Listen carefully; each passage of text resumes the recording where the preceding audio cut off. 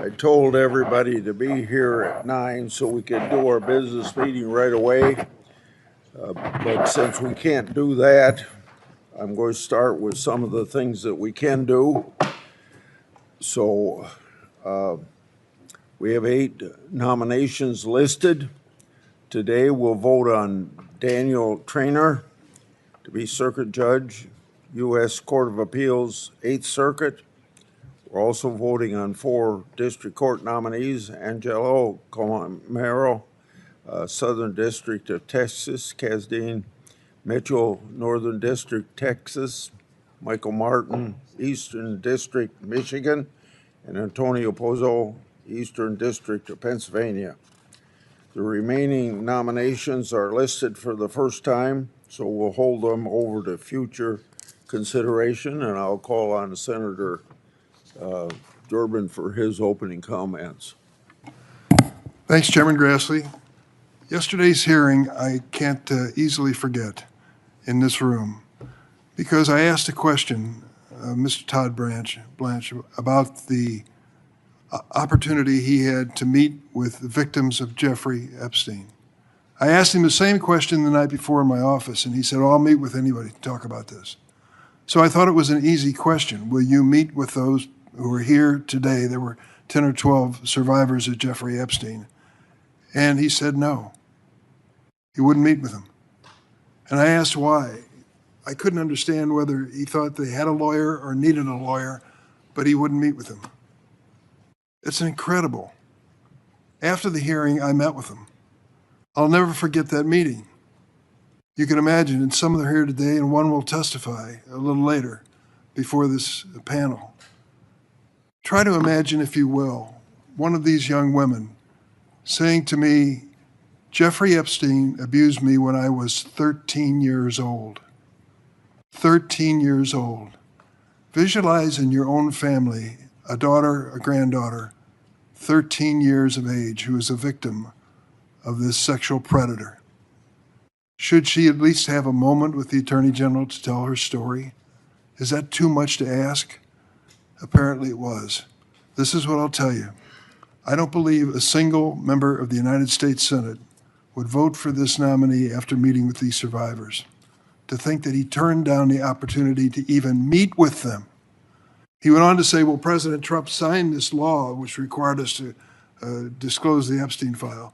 The law was necessary because he wouldn't voluntarily disclose them.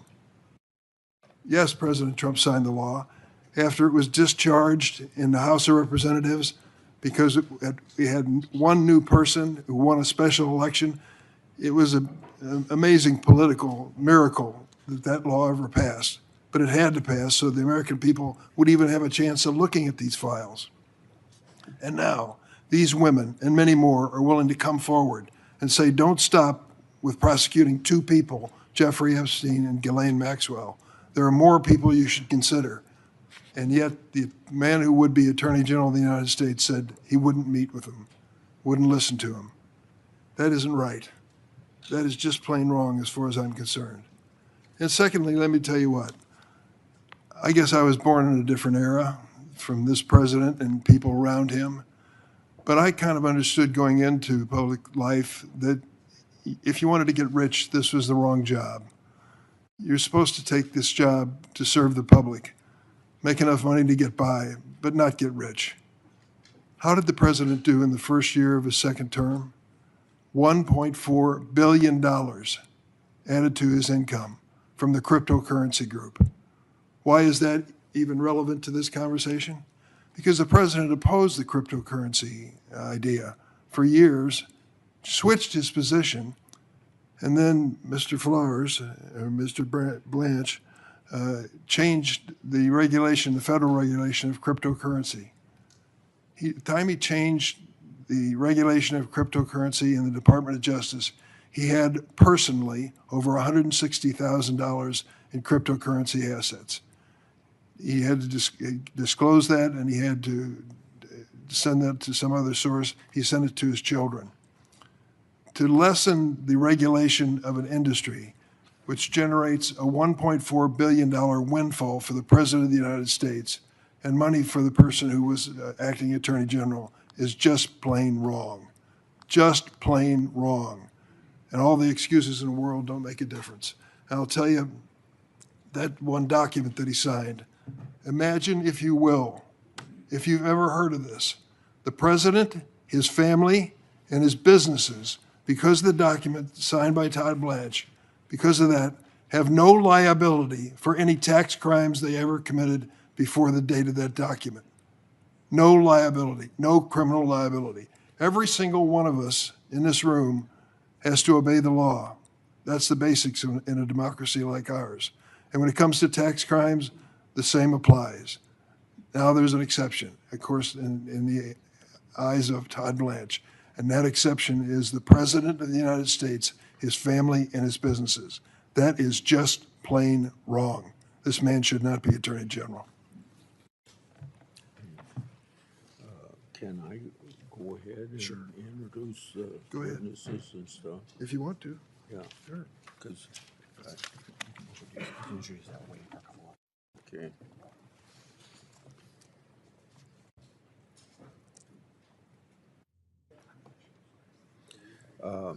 I'd like to enter into the record an article written by former Attorney General Bill Barr. His article urges the Senate to confirm Mr. Blanche. The article touts the successes of Mr. Blanche has already delivered while already leading the Department of Justice. It further stated, quote, Mr. Blanche has necessary qualities for the job. He is a skilled and accomplished lawyer with extensive experience in the department as a prosecutor and deputy attorney general. Throughout his career, he has shown the personal determination, discipline, and thick skin this position demands, end of quote. Without objection, it will be entered in the record.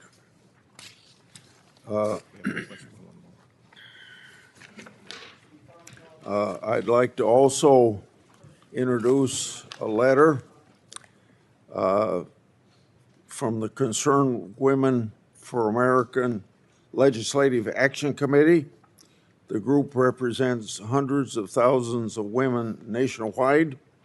The letter praised Mr. Blanche and stated, quote, Mr. Blanche, extensive experience, proven character, and wise judgment make him an outstanding pick that the women I represent are proud to support. I would just go to, we're waiting for two, so I would just say go ahead and do the witness introductions, so starting on this page. Okay.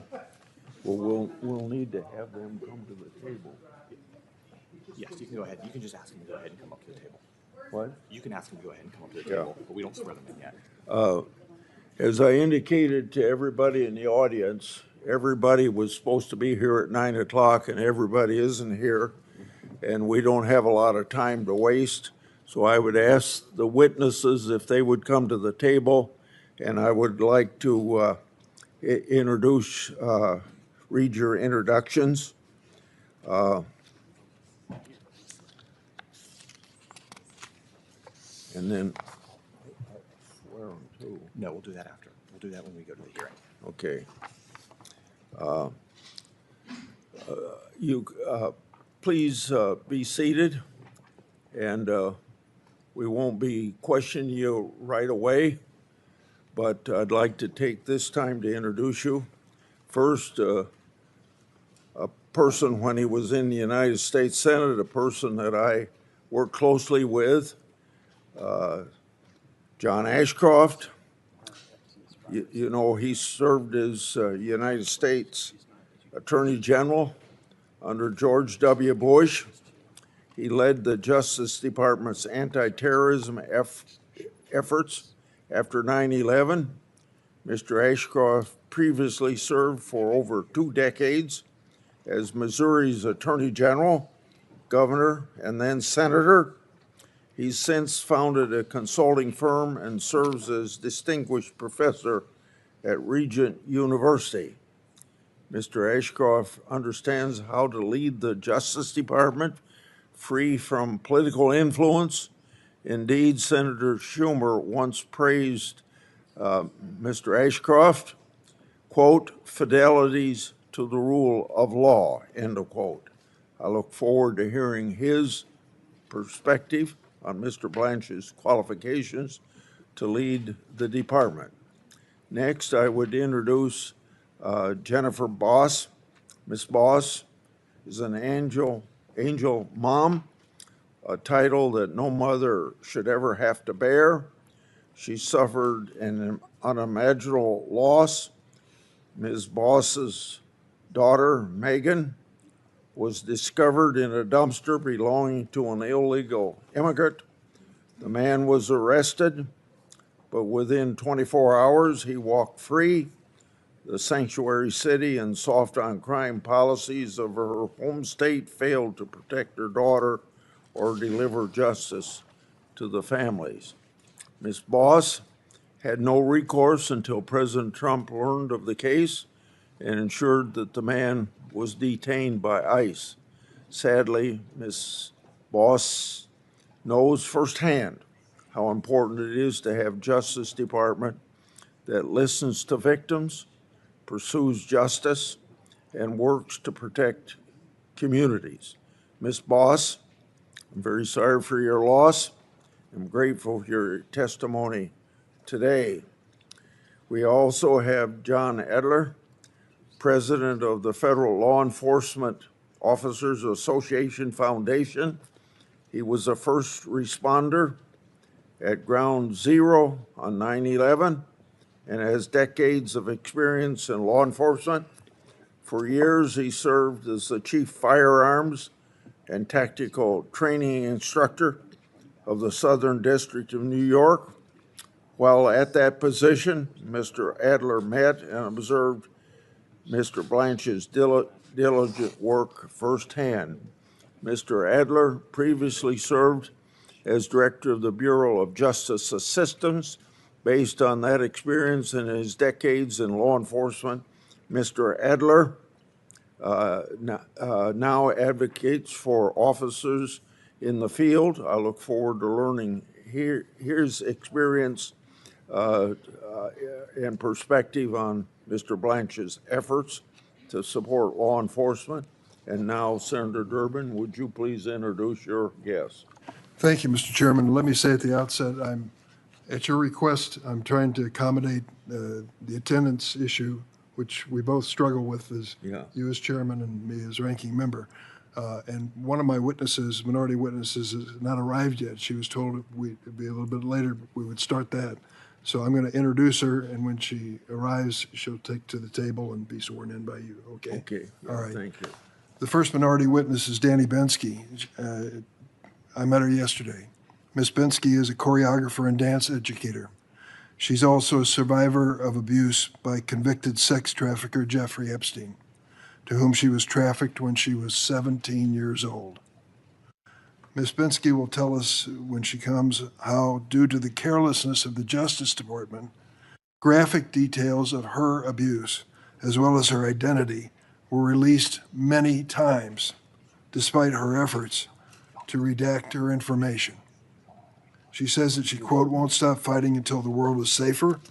I thank her for her courage, and I hope she arrives soon because of the change in plans. We've had some confusion. My second witness, the second minority witness, is Elizabeth Oyer. Thank you for being here. She was the Justice Department pardon attorney until March 2025. She oversaw the pardon office now run by the failed nominee and mega extremist Ed Martin. Prior to service in the Justice Department, Ms. Oyer was an assistant federal public defender in Maryland and a litigation partner at Mayor Brown. She's a graduate of Harvard Law School and the illustrious Georgetown University. She will tell us how her former office has devolved into a pay-to-play operation with mega donors jumping ahead legitimate pardoned candidates, often without proper vetting, the height of corruption. How do we know this? Ms. Oyer was fired by Mr. Blanche just days after he took office for refusing to restore gun ownership rights to one of the president's personal friends, convicted domestic abuser and actor Mel Gibson. I yield, Mr. Chairman. Yeah. Now back to the work of our committee. We have one more member to get here. In the meantime, I want to enter into the record 9 letters supporting Mr. Blanche's nomination from major law enforcement organizations. Combined, these organizations represent hundreds of thousands of law enforcement officers from around our country who work every day to uphold the rule of law. The letters all praise Mr. Blanche's qualifications to serve as Attorney General and his collaboration with law enforcement Americans to keep everybody safe. One letter states this, so I quote, "We believe Mr. Blanche's leadership will help ensure that the Department of Justice remains focused on public safety, the rule of law, and providing unwavering support for law enforcement professionals who risk their lives daily to protect our families and communities." End of quote. Without objection, these will be entered in the record. Then also I want to introduce into the record a letter supporting Mr. Blanche's nomination from 23 state attorneys general. The letter praises the Justice Department's success under Mr. Blanche's leadership in combating violent crime, enforcing our immigration laws, ending race-based discrimination, prosecuting criminal enterprises, and rooting out fraud against taxpayers. The letter goes on to state, quote, "At a time when Americans expect their government to protect communities from violent crime, narcotics trafficking, human trafficking, terrorism, and organized criminal activity, Todd Blanche has shown the ability to deliver real results. His record reflects a commitment to public safety, vigorous enforcement of federal law, and effective stewardship of the Department of Justice." End of quote. Without objection, those letters will be entered into the record. Would you like to make your speeches on judges now? I only have 1 or 2, if you want. Why don't you go ahead and do it? Okay. We've got to wait for Tillis. Okay. We're still waiting on one, Senator? Yeah. Okay. Well, this is a little out of sequence, but I'm trying to cooperate on a bipartisan basis. Report that. Say a word about Daniel Traynor, nominated to be the U.S. Court of Appeals for the 8th Circuit. Prior to his confirmation for District Court Justice, Judge Traynor showed his true colors when it came to MAGA issues. After he was confirmed, he had a chance to show whether he would be a neutral arbiter on the bench. Unfortunately, he's not demonstrated that. As one example, Judge Traynor has ruled in favor of the Trump administration in all 28 cases on his docket involving challenges from immigrants who've been detained by ICE under the administration's illegal mandatory detention policy. That includes 7 habeas corpus petitions Traynor volunteered to preside over in the District of Minnesota following Operation Metro Surge. Judge Traynor is an outlier. Of the more than 17,000 cases in which federal district judges have ruled on ICE's mandatory detention policy, at least 15,000 were rulings against the Trump administration, including the vast majority of rulings by Trump-appointed judges. Yet Judge Traynor's partisanship was apparent when he served as a contributing author and signatory of a May 2024 letter from federal judges to the president of Columbia University. The signatories vowed not to hire anyone who attended Columbia University beginning that year. But Traynor denied a recusal motion in a case brought by Columbia Law School Initiative for a Just Society, implausibly claiming he wasn't biased against Columbia University, just said he wouldn't hire anybody who went to school there. While he was comfortable taking a position on this controversial political question, Judge Traynor refused to answer questions at the hearing as to who won the 2020 election. For the record, Joe Biden did, by 7 million votes. It's very clear that Judge Traynor seeks to remain in good graces of the president at the cost of his own independence. I urge my colleagues to oppose him.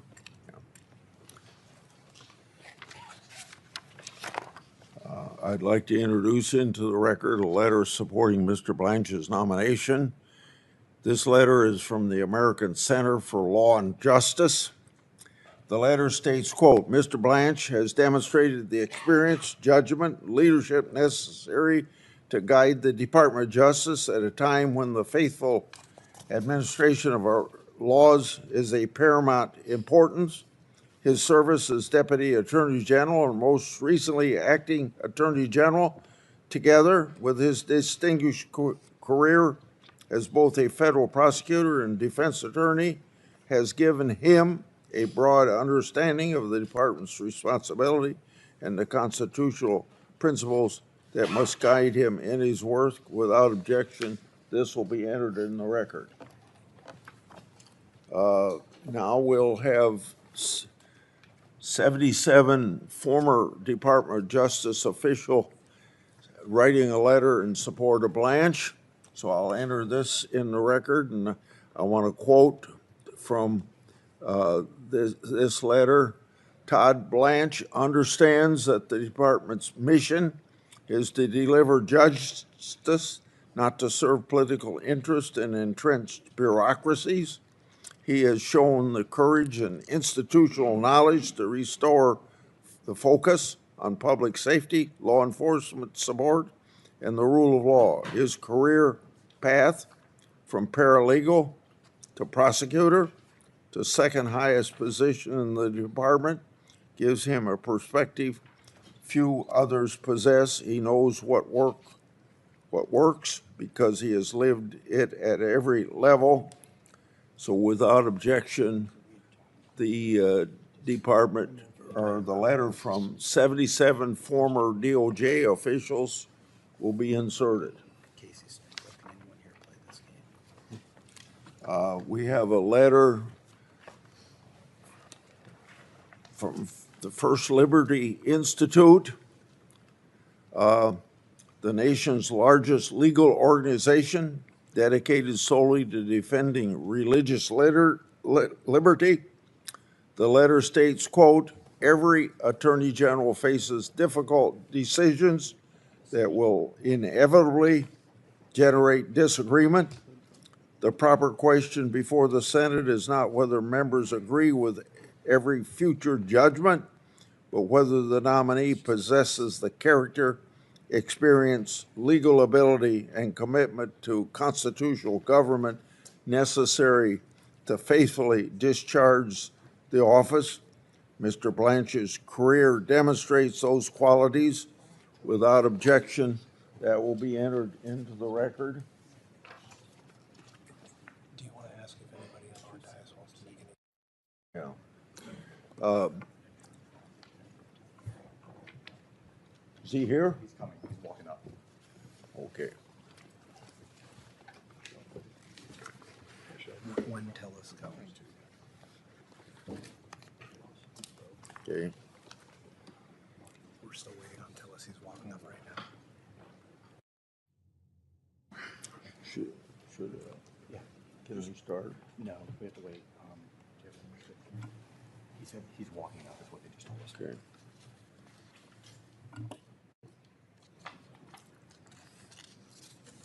We now turn to the nomination. Wait, not yet. Here, let's read that one. He's almost here. Okay. Now I have one other letter to enter into the record by Rabbi Jacob Teitelbaum.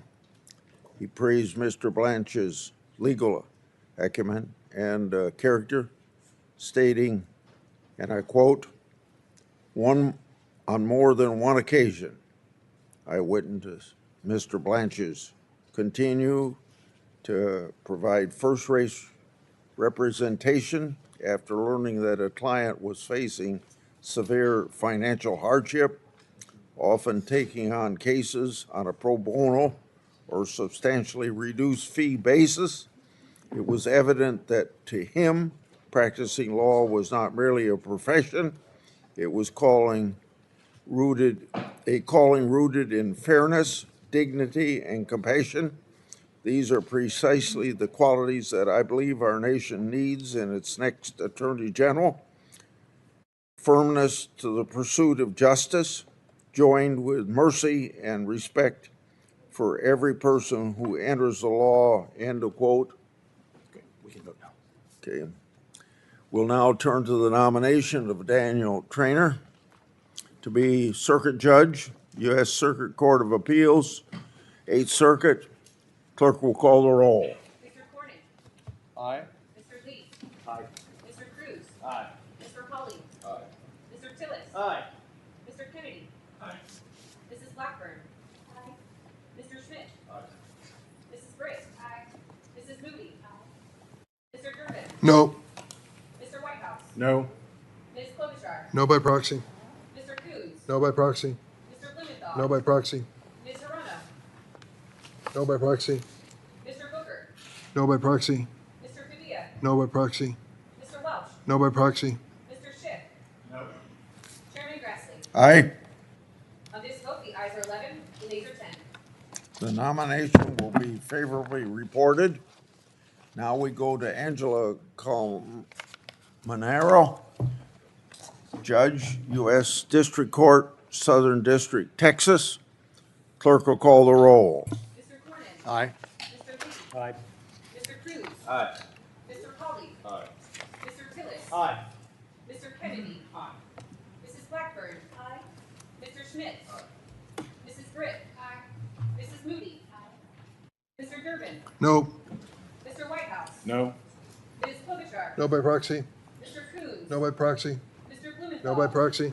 Ms. Harona. No by proxy. Mr. Booker. No by proxy. Mr. Padilla. No by proxy. Mr. Welch. No by proxy. Mr. Schiff. No. Chairman Grassley. Aye. On this vote, the ayes are 11, the nays are 10. The nomination will be reported. Now we have Casdine Mitchell, Judge, District Court, Northern District, Texas. Clerk will call the roll. Mr. Cornyn. Aye. Mr. Lee. Aye. Mr. Cruz. Aye. Mr. Pauly. Aye. Mr. Tillis. Aye. Mr. Kennedy. Mrs. Blackburn. Mr. Schmidt.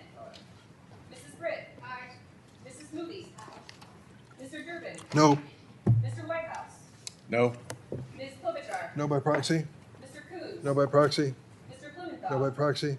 Ms. Harona. No by proxy. Mr. Booker. No by proxy. Mr. Padilla. No by proxy. Mr. Welch. No by proxy. Mr. Schiff. No. Chairman Grassley. Aye. On this vote, the ayes are 11, the nays are 10.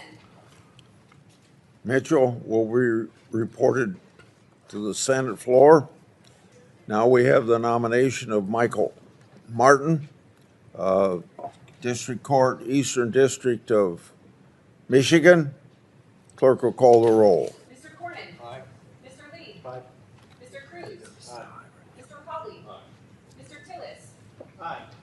Mr. Kennedy. Mrs. Blackburn. Mr. Schmidt. Mrs. Britt. Mrs. Moody. Mr. Durbin. Aye. Mr. Whitehouse. Aye. Ms. Klobuchar. No by proxy. Mr. Coons. No by proxy. Mr. Blumenthal. No by proxy. Ms. Harona. Yes. Mr. Booker. No by proxy. Mr. Padilla. No by proxy. Mr. Welch. No by proxy. Mr. Schiff. Aye. Chairman Grassley. The nomination, On this vote, the ayes are 14, the nays are 7. the nomination will be favorably reported. Now, the last one is Antonio Pozzo, Eastern District, Pennsylvania. Clerk will call the roll. Mr. Cornyn. Aye. Mr. Lee. Aye. Mr. Cruz. Aye. Mr. Pauly. Aye. Mr. Tillis. Aye. Mr. Kennedy. Mrs. Blackburn. Mr. Schmidt. Mrs. Britt. Mrs. Moody. Mr. Durbin. Aye. Mr. Whitehouse. No. Ms. Klobuchar. No by proxy. Mr. Coons. No by proxy. Mr. Blumenthal. No by proxy. Ms. Harona. No. Mr. Booker. No by proxy. Mr. Padilla. No by proxy. Mr. Welch. No by proxy. Mr. Schiff. Chairman Grassley. Aye. On this vote, the ayes are 12, the nays are 9. The nomination favorably voted on will be reported. We will, this ends our business meeting. Now I call the hearing to order. I would like to have the witnesses, would you please stand, because we swear each in at every meeting. Do you swear that the testimony you're about to give before this committee will be the truth, the whole truth, and nothing but the truth, so help you God? I do. They all answered affirmatively. Yeah, okay. Senator Durbin would like to give an opening, so Go ahead. You want to say something? I'm done. Okay. So, welcome back, Senator Ashcroft. Will you please begin your testimony, and then we'll go right down the list of people the way you're seated there. Well, thank you, Chairman Grassley and Ranking Member Durbin. I'm grateful to you, and please allow me just a moment to extend my condolences to the committee, the friends and colleagues of Senator Lindsey Graham. He had a vivid history of bringing out the best in people he worked with on both sides of the aisle. And we enjoyed his friendship, and I take this moment to say my condolences and my sympathy also to Jennifer Boss, whose daughter was brutally murdered. Allow me to thank you for your serious consideration and attention to the constitutional responsibility of confirming high-ranking executive branch officials. It's an honor for me to participate with you today by my appearance, testifying and sharing my profound support for the nomination of the Honorable Todd Blanche as Attorney General of the United States is something for which I am deeply grateful. Justice is best served in the United States through a commitment to uphold the Constitution and laws of this country. Integrity is an indispensable imperative for the rule of law. The rule of law is the best friend of constitutionally guarded liberty. For the highest quality administration of justice, law enforcement must never be diluted nor contaminated by personal bias or political preferences. Todd Blanche's record of upholding the Constitution and enforcing the law recommends him supremely to serve America as the 88th Attorney General of these United States. I know of no person of a higher commitment to integrity. He has spoken the unvarnished truth to those he works for and to those he works with.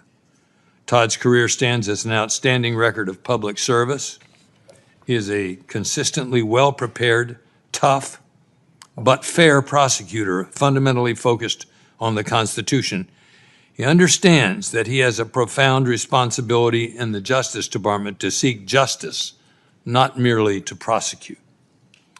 25 years ago, during my opportunity to serve as Attorney General, Todd worked as an individual in the Justice Department.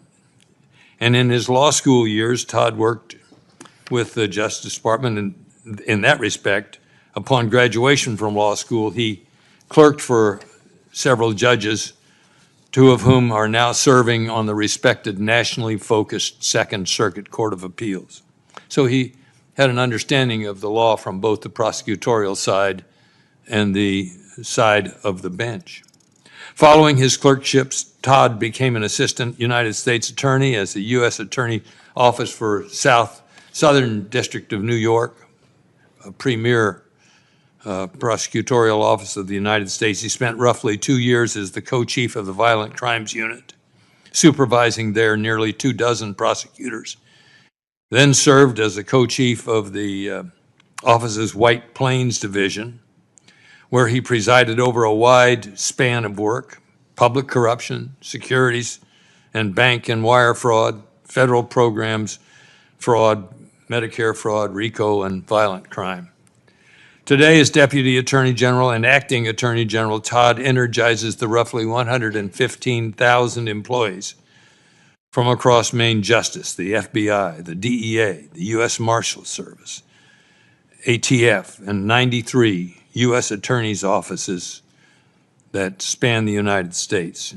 He's conducted the department's daily operations at full scale, demonstrating his readiness to manage the office in his own right.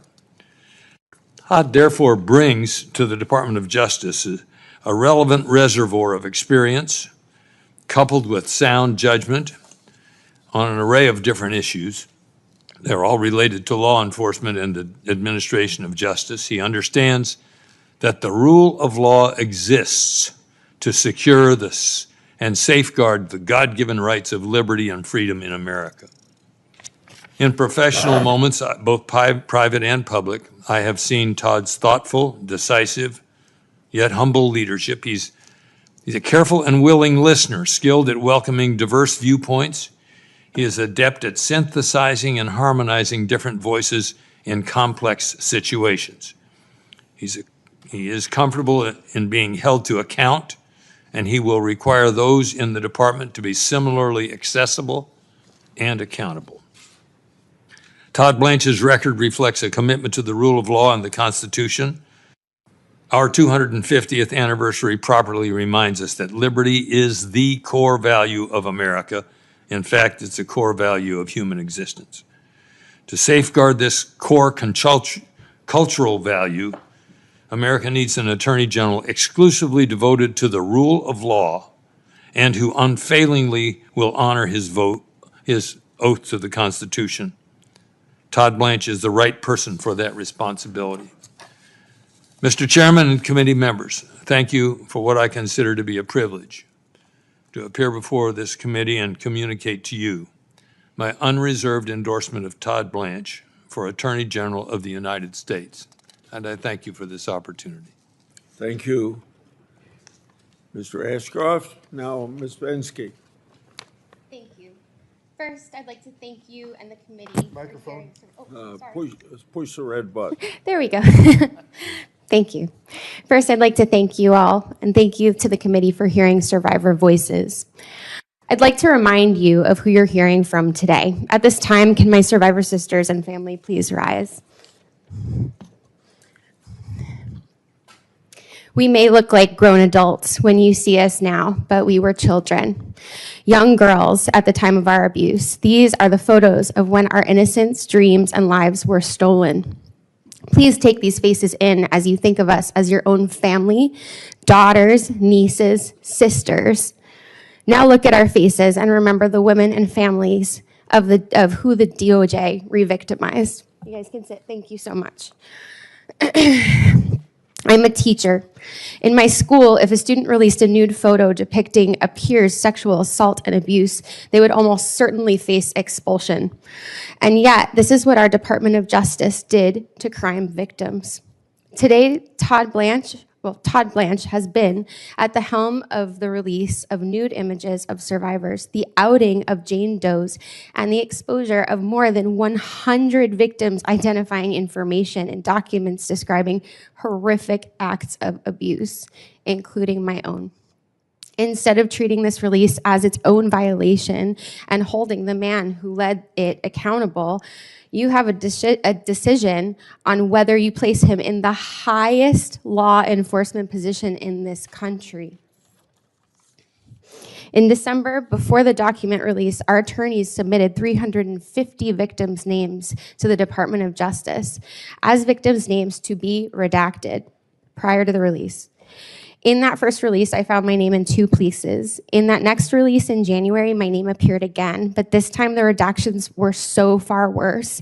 The files displayed not only my name, but my phone number, my former addresses, where I worked, and other identifying information. When my name appeared in the 3rd file release, it became difficult to believe that this was not intentional.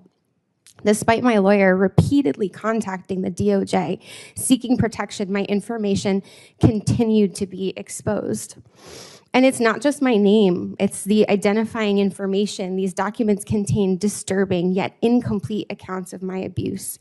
They were available not only for the entire world to see, but my child, my students, my friends, my employers, my colleagues, and my family. It was humiliating. Worse, my FBI 302 exposed a Jane Doe who had fought for decades to conceal her identity. It's been absolutely devastating. Outing survivors causes real and irrevocable harm. While coping with our emotional distress and psychological trauma, we also have lost our privacy and confidentiality, suffered reputational harm, lost jobs, and now fear for our personal safety. We are not activists. We are crime victims. For us, this has never been about politics. It has been about getting justice for the crimes committed against us. And the redactions are not the only problem with Todd Blanche's nomination. Todd Blanche has never attempted to listen to us, the crime victims.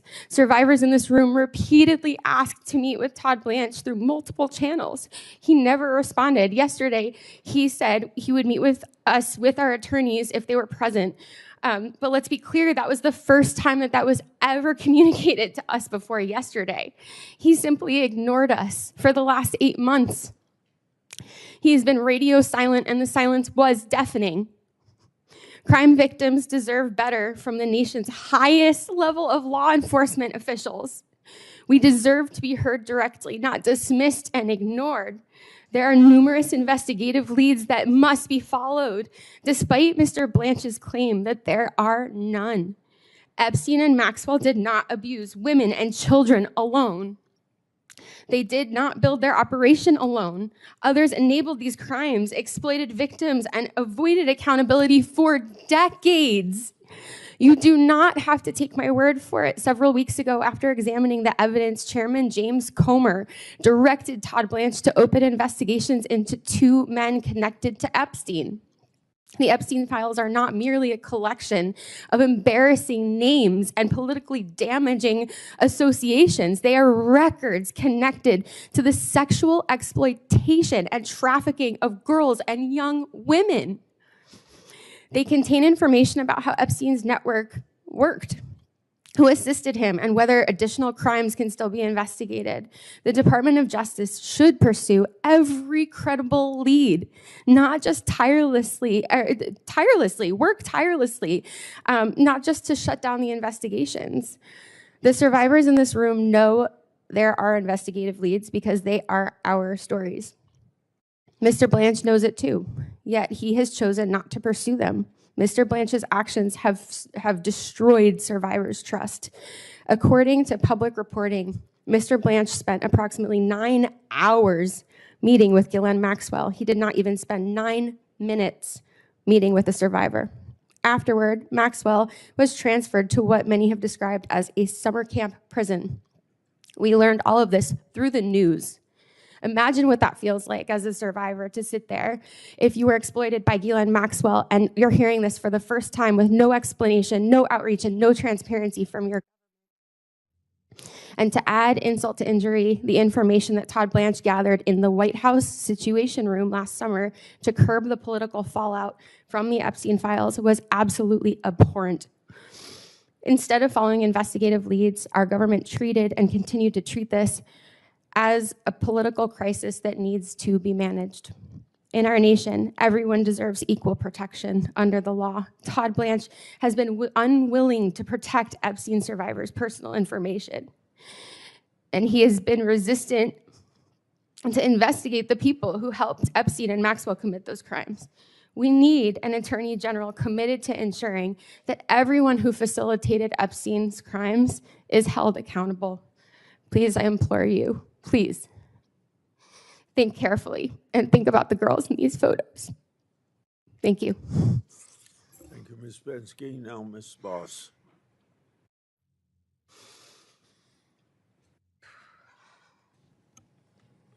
Thank you, Chairman Grassley. Is it on?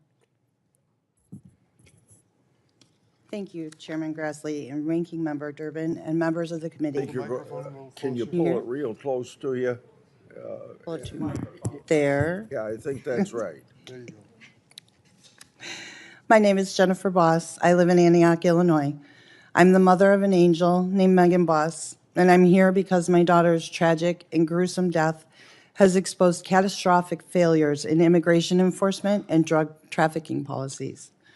The investigation into her death continues, but one truth is painfully clear.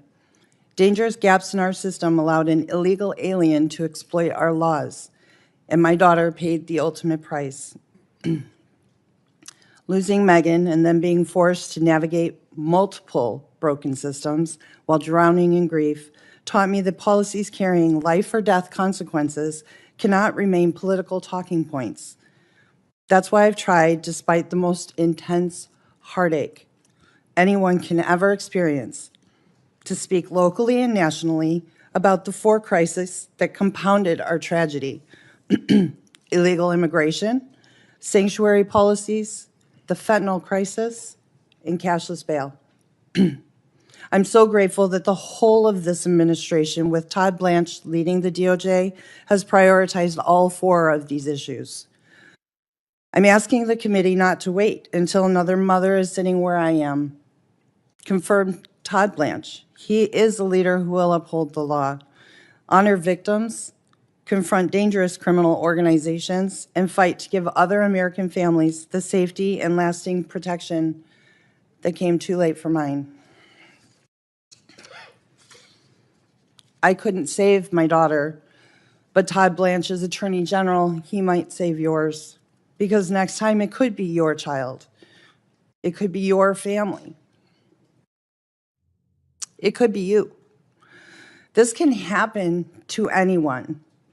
We must have leaders that are willing to act before the next life is taken. Leaders that are willing to confront the failures instead of explaining them away. Leaders like Todd Blanche. Megan was my firstborn. She was a mom and a sister and an aunt, loyal friend. She was bubbly and funny. She loved to be silly. Sorry. She was extraordinarily creative. And she was blessed with a spirit that just lit up the room. In February of 2025, Megan disappeared. For 51 days, our family lived in the most unbearable agony. Day after day, I did everything I could think of to search for her. Instead of bringing Megan home, our search ended with the most unbearable truth a mother could ever be forced to face.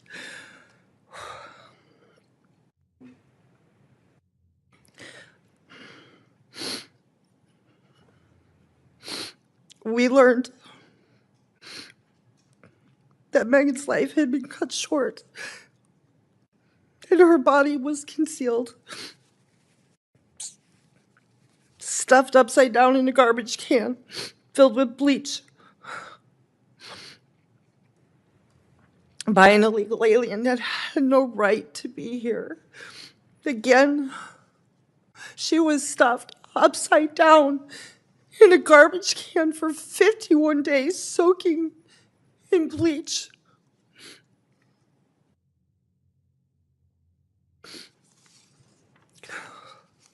For 7 weeks, this man walked past that garbage can on his way to the bakery he worked at every day under a fake name.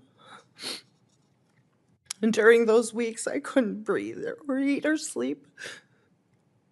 We searched his neighborhood.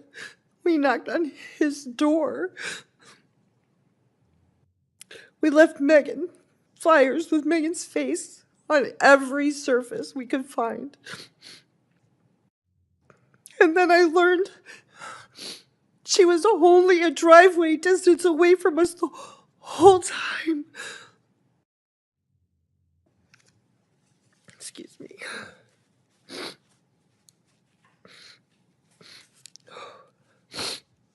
Not only was she killed, but her dignity was stolen in death. Had Megan not been identified by the tattoos that she loved so dearly, Even the beautiful image of my daughter that I hold in my heart, my head, it would have been replaced forever by the unbearable image of what had been done to her. Megan's daughter. She was only 5 years old when this happened. Her life with Megan and her right to know and make memories with her mom, it was stolen. This is Megan's bracelet. It's a charm bracelet we started when she was 5. And it has every memory on it from growing up.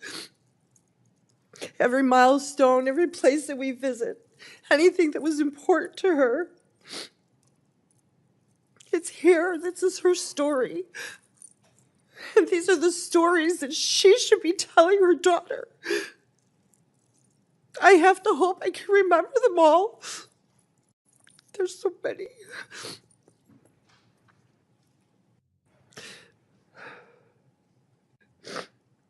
My husband and I, we won't be retiring like we imagined, of course, because we have to pray that we live long enough to raise her little girl into adulthood.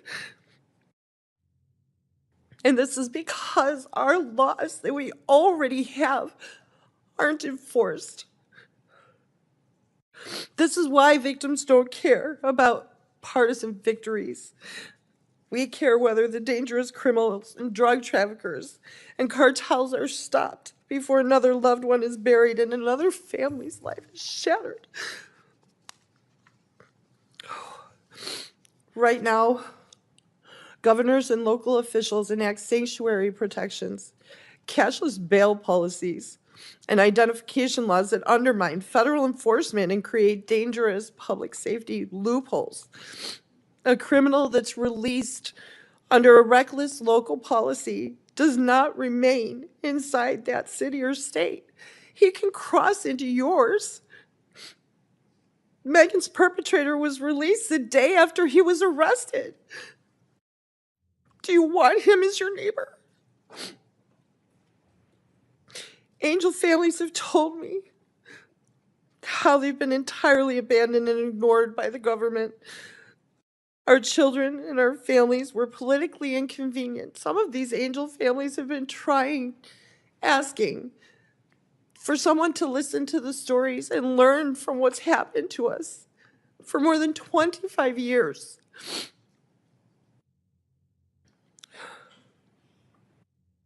In this very room, the last Angel mom that sat here was asked how come she was here and why did they have to sit through another hearing. That's beginning to change now under the current leadership of Todd Blanche. Angel families finally are feeling heard and respected and taken seriously.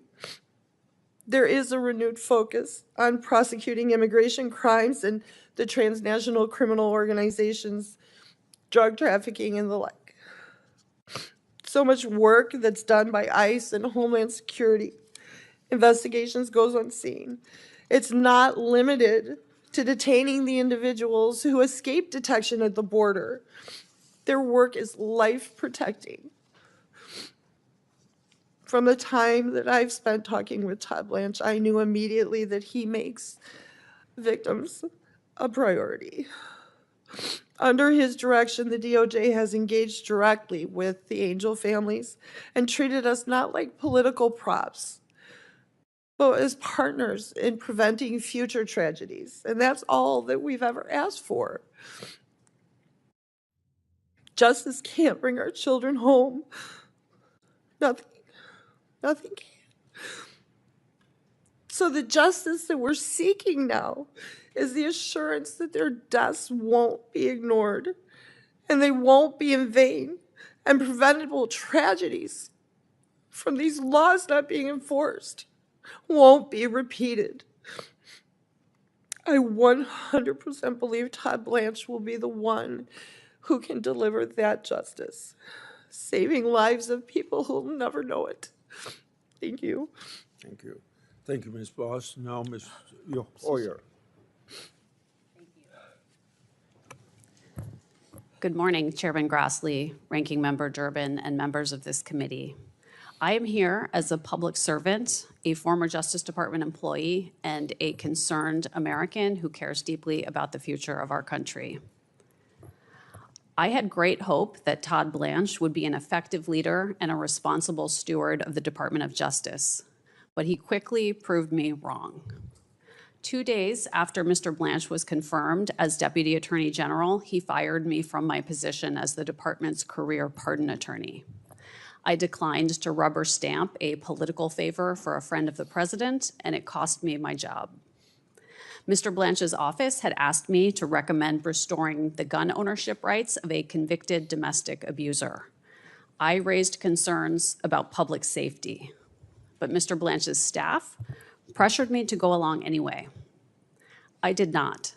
Domestic violence is the leading type of homicide among women. When a domestic abuser is armed, his victim is 5 times more likely to be killed. But because this particular domestic abuser had a personal relationship with the president, Mr. Blanche's staff asked me to set aside my concerns. When I wouldn't, Mr. Blanche fired me within hours. He then took extraordinary measures to silence me. He sent U.S. Marshals to my home in an effort to prevent me from speaking with members of Congress. I was shocked to hear Mr. Blanche's testimony about this yesterday. What he said about my firing is provably false. His claim that it had nothing to do with the concerns I raised is contradicted by documents and evidence. His claim that he tried to call me before sending marshals to my home is flat out false. His claim that it is normal for DOJ to use armed law enforcement officers to deliver mail to the homes of its former employees is preposterous. The casual lies while sitting in this chair testifying to this committee are emblematic of a much larger problem. Courts across the country have said they can no longer trust the Justice Department to uphold the law and tell the truth. There are over 700 documented instances of DOJ violating judicial orders. There are nearly 100 cases in which judges appointed by both parties have found that DOJ presented false or misleading information in court. Earlier this week, a federal judge found that Mr. Blanche personally misled this Congress about the department's settlement agreement with President Trump. To the American public, it looks like Mr. Blanche is running DOJ as Donald Trump's personal law firm. He is using law enforcement powers to pursue petty grudges harbored by the president. These pointless vendettas are wasting our scarce resources and destroying DOJ's credibility. Mr. Blanche has repeatedly placed President Trump's interests ahead of the interests of the country. The collusive settlement agreement is a perfect example. It protects the entire Trump family and all of their businesses from any investigation or audit forever. It gives away nearly $2 billion of our money for no reason at all. It is a windfall for the president and his allies at the expense of the American people. A court found that signing this agreement was a betrayal of Mr. Blanche's duty to zealously represent the interests of the United States. That is the most basic obligation of the Attorney General. Mr. Blanche said yesterday that the settlement fund is dead. It is not. That is Contract Law 101. Mr. Trump or his sons could seek to enforce it at any time. Mr. Blanche gave bizarre excuses for not meeting with Jeffrey Epstein's victims. Yet he spent 2 days personally eliciting testimony from Ghislaine Maxwell, Epstein's partner in crime. After this imprisoned sex trafficker made statements claiming to exonerate the president, she was moved to a minimum security camp. That is a grievous breach of DOJ policy. It is an abuse of Mr. Blanche's office. It is a terrible betrayal of Epstein and Maxwell's victims. Mr. Blanche's callous approach to the Epstein case matches his cavalier attitude toward rearming domestic abusers. At the end of the day, the priority of this DOJ is protecting powerful men, even when it comes at the expense of vulnerable women. What Mr. Blanche is doing is dangerous. Earlier this week, 2 Supreme Court justices sat here and testified about the terrifying threats that judges are facing in this country. Meanwhile, Mr. Blanche is fueling those threats by attacking judges who rule against the administration and declaring a war against the courts. These are not partisan concerns. Americans across the political spectrum rely on DOJ to keep us safe and free. Mr. Blanche has shown that he is willing to put all of that at risk to serve a political agenda. I beg the members of this committee to think about what this is costing our country. Please do not degrade our justice system further by promoting Mr. Blanche. Thank you. Thank you, Mr. O'Hara. Now, Mr. Adler. Good morning, Chairman Grassley, Ranking Member Durbin, and distinguished members of the Senate Judiciary Committee. My name is John Adler, and I appear before you today in my personal capacity to provide testimony in support of the nomination of the Honorable Todd Blanche to serve as the United States Attorney General. I respectfully offer my perspective both as a former colleague of Acting Attorney General Blanche and as a national law enforcement organization leader. My experience in law enforcement spans over 30 years, and I was honored to serve under 10 attorney generals as a federal law enforcement officer. Concurrent with my active duty law enforcement service, I also served as the national president of the Federal Law Enforcement Officers Association for 2 terms, representing federal offices from 65 different agencies nationwide. As a volunteer law enforcement leader, I had and continue to have the privilege of serving with the leaders of the largest national law enforcement organizations, including the FOP, NAPO, NSA, IACP, and others. I have dedicated my life towards making it safer for those who serve and supporting innovative approaches towards augmenting both officer and public safety, which are intertwined.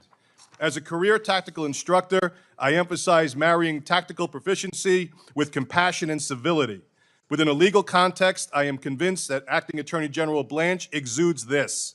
When I joined the U.S. Attorney's Office in April 2001, I met an incredibly intelligent and highly motivated paralegal by the name of Todd Blanche. My first impression of then paralegal Blanche was that he moved like a football fullback, carrying the federal criminal statutes book under his arm as he charged through the revolving doors. It didn't take long for me to figure out why all the prosecutors were so friendly with Mr. Blanche. They all wanted him on their trial teams. It was clear from the beginning that paralegal Blanche had a passion for prosecuting violent crimes. He later became an assistant U.S. attorney, and his amazing work ethic and passion for combating violent crime were unparalleled for a new AUSA. AUSA Blanche exuded the speak softly but carry overwhelming evidence demeanor. It was no surprise to anyone at the office that AUSA Blanche ultimately became the co-chief of the Violent Crimes Unit. It was clear that Unit Chief Blanche was fully committed to litigating violent crime cases in furtherance of public safety. For context, I want to emphasize that the Acting Attorney General began his paralegal and prosecutorial career in an office that was predominantly represented by AUSAs with different political views. What impressed me during my 16 years with the U.S. Attorney's Office was the unified commitment to the rule of law, irrespective of political affiliation. I am absolutely convinced that if confirmed as the Attorney General, Acting Attorney General Blanche will carry forward that spirit and unwavering commitment to the rule of law. During the terrorist attacks on September 11, 2001, the U.S. Attorney's Office in the Southern District of New York was located in the hot zone in New York City. While we often hear the Acting Attorney General speak of the extraordinary bravery of first responders who run forward into harm's way, he exuded that charge-forward spirit during the challenging days following 9/11. I have profound respect for his service-above-self spirit then, and it has only grown. Moving forward to Deputy Attorney General Blanche's tenure as the Acting Attorney General, his outreach and engagement with law enforcement nationwide has been extraordinary. Same can be said for his 24/7 staff. In speaking with my fellow national law enforcement organization leaders, it is clear that they have great respect for the Acting Attorney General and appreciate his commitment to backing the blue. Acting Attorney General Blanche has demonstrated a strong commitment to officer safety and ensuring that all law enforcement officers have the same protection under the law. According to the FBI's recent annual report, 90,000 law enforcement officers were assaulted in 2025. That represents a 10-year high.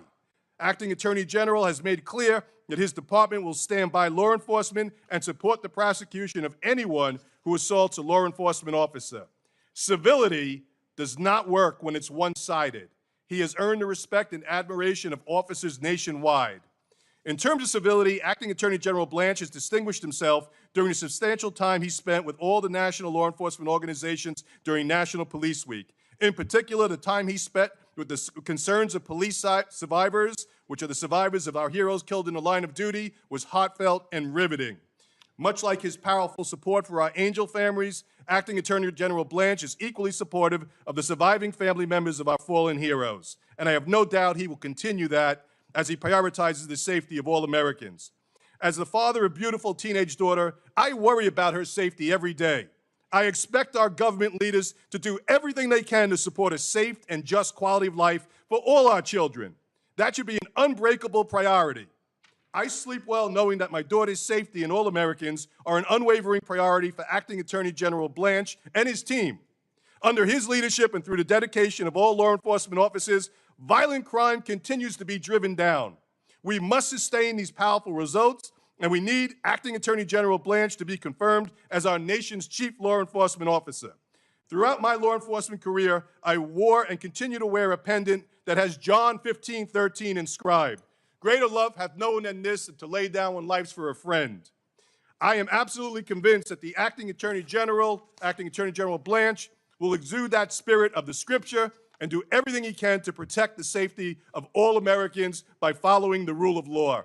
I therefore respect that the committee set aside any political differences, demonstrate its unwavering commitment to both officer and public safety, and vote to confirm Acting Attorney General Blanche as the next Attorney General.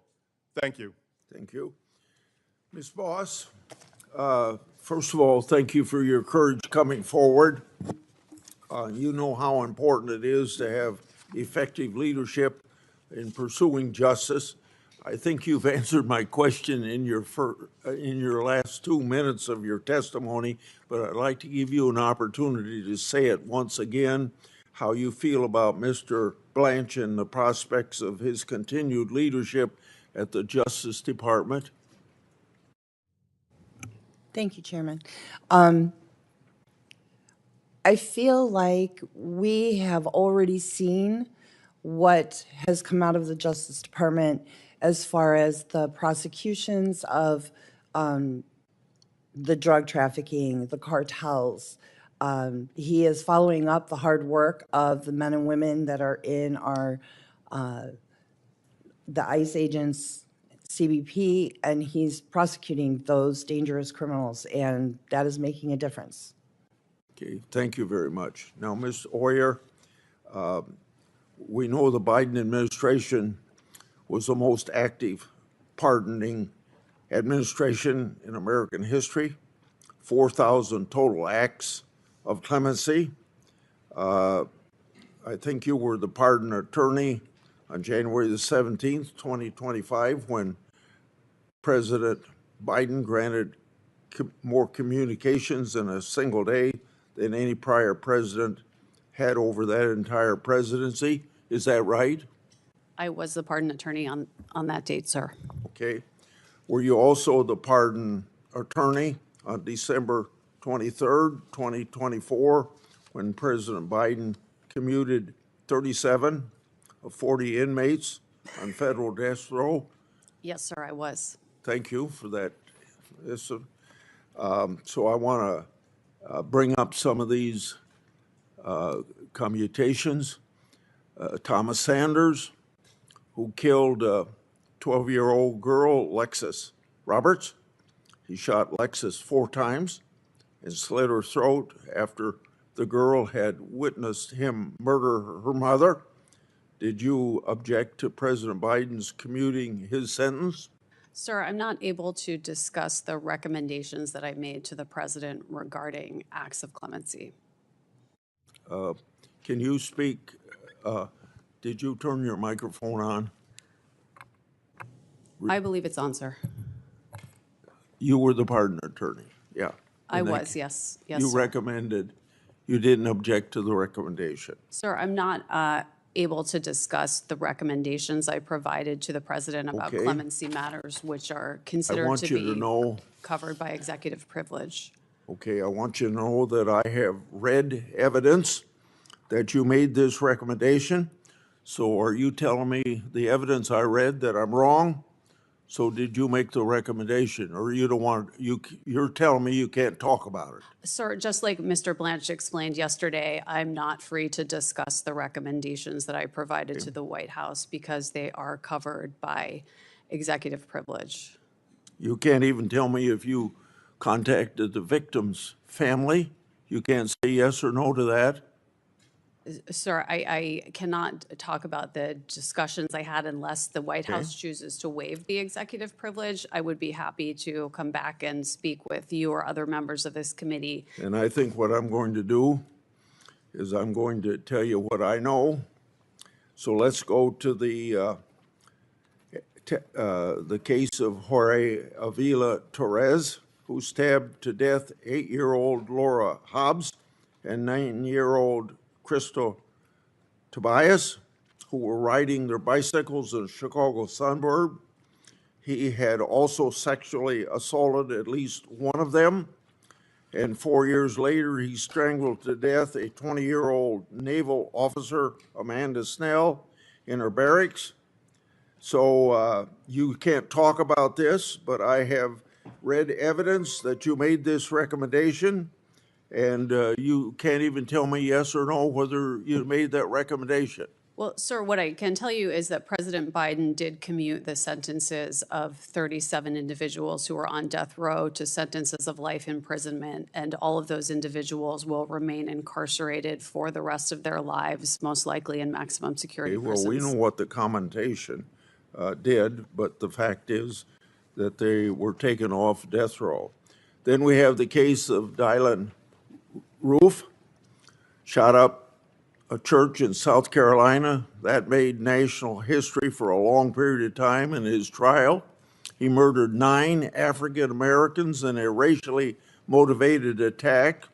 And you're telling me you can't talk about that, but I have read evidence that you made this recommendation.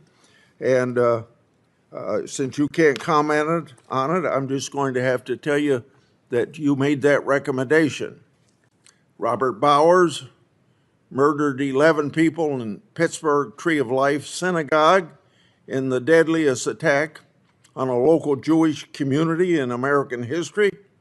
And you're telling me you can't talk about the commutation of Robert Bowers, but I want to tell you that I have read evidence that you made this recommendation. And then also Johar Tsarnaev planted bombs at the 2013 Boston Marathon, killing 3 and injuring hundreds in an act of terrorism. And you're telling me you can't talk about that, but I want you to know that I have read evidence that you made this recommendation. And it seems pretty, I'm going to give you a chance to react to it, but it seems pretty obvious that you were fired because the current Justice Department leadership disagreed with how you handled the pardons last administration. You want to respond? Sir, regarding these cases, these are absolutely horrific cases, and every one of the individuals you mentioned will remain incarcerated for the rest of their lives, most likely in a maximum security prison facility. As far as the reasons for my firing, I've been in litigation with the Justice Department for over a year about my firing, which was plainly illegal. And Mr. Blanche's comments in this room yesterday are the first time I have ever heard the explanation that I was fired because of recommendations I made to the prior administration about how to accomplish their clemency objectives. Mr. Blanche's Justice Department submitted a pleading to the Merit Systems Protection Board that stated that the facts about my firing were not in dispute. The facts, as I have been saying for 1 year plus, are that I was fired within hours of declining to make a recommendation that I believed was very dangerous And Mr. Blanche's statement yesterday that it was for another reason materialized out of thin air and has never been stated before. Okay. Mr. Ashcroft, you served this nation with distinction during your tenure as Attorney General. You know what it takes to do the job and to do it well. Based on Mr. Blanche's leadership of the Justice Department during this administration, do you believe he would serve as an effective and capable Attorney General? Well, I think the statistics and the history tells a story here. Thank you for the question. But Todd Blanche has a heritage and history of involvement in the Justice Department, pursuing the rule of law and enforcing the rule of law, and that extended from his time as an assistant in the office when I was Attorney General 25 years ago, to recent times when his aggressive approach in fighting crime has actually been a part of the effort that's driven down violent crime across the country, and particularly in cases where the department has been welcome to assist and work with local officials. In my home jurisdiction in Southwest Missouri, they had Operation Spring Cleanup, and a number of very important prosecutions were begun at that time, and I think it's a credit to him. I have no doubt that his commitment to maintaining the safety and security of Americans and their rights will be pursued in the pursuit of the rule of law and within the bounds of the Constitution of the United States, which is the framing that I think every American expects, that the Constitution and rule of law of the United States be followed and defended. Mr. Durbin. Senator Durbin. Thank you, Mr. Chairman. Ms. Boss, breaks my heart to hear the story of you and your loss of your daughter. And I just want to say my heart goes out to you and to your husband. Carrying on for her with your granddaughter is the greatest tribute you can give her, I'm sure. I'm sorry you went through this terrible tragedy. I'm glad you're here today to tell that story. Ms. Pinsky, it's hard to imagine that this government kept publishing your personal information.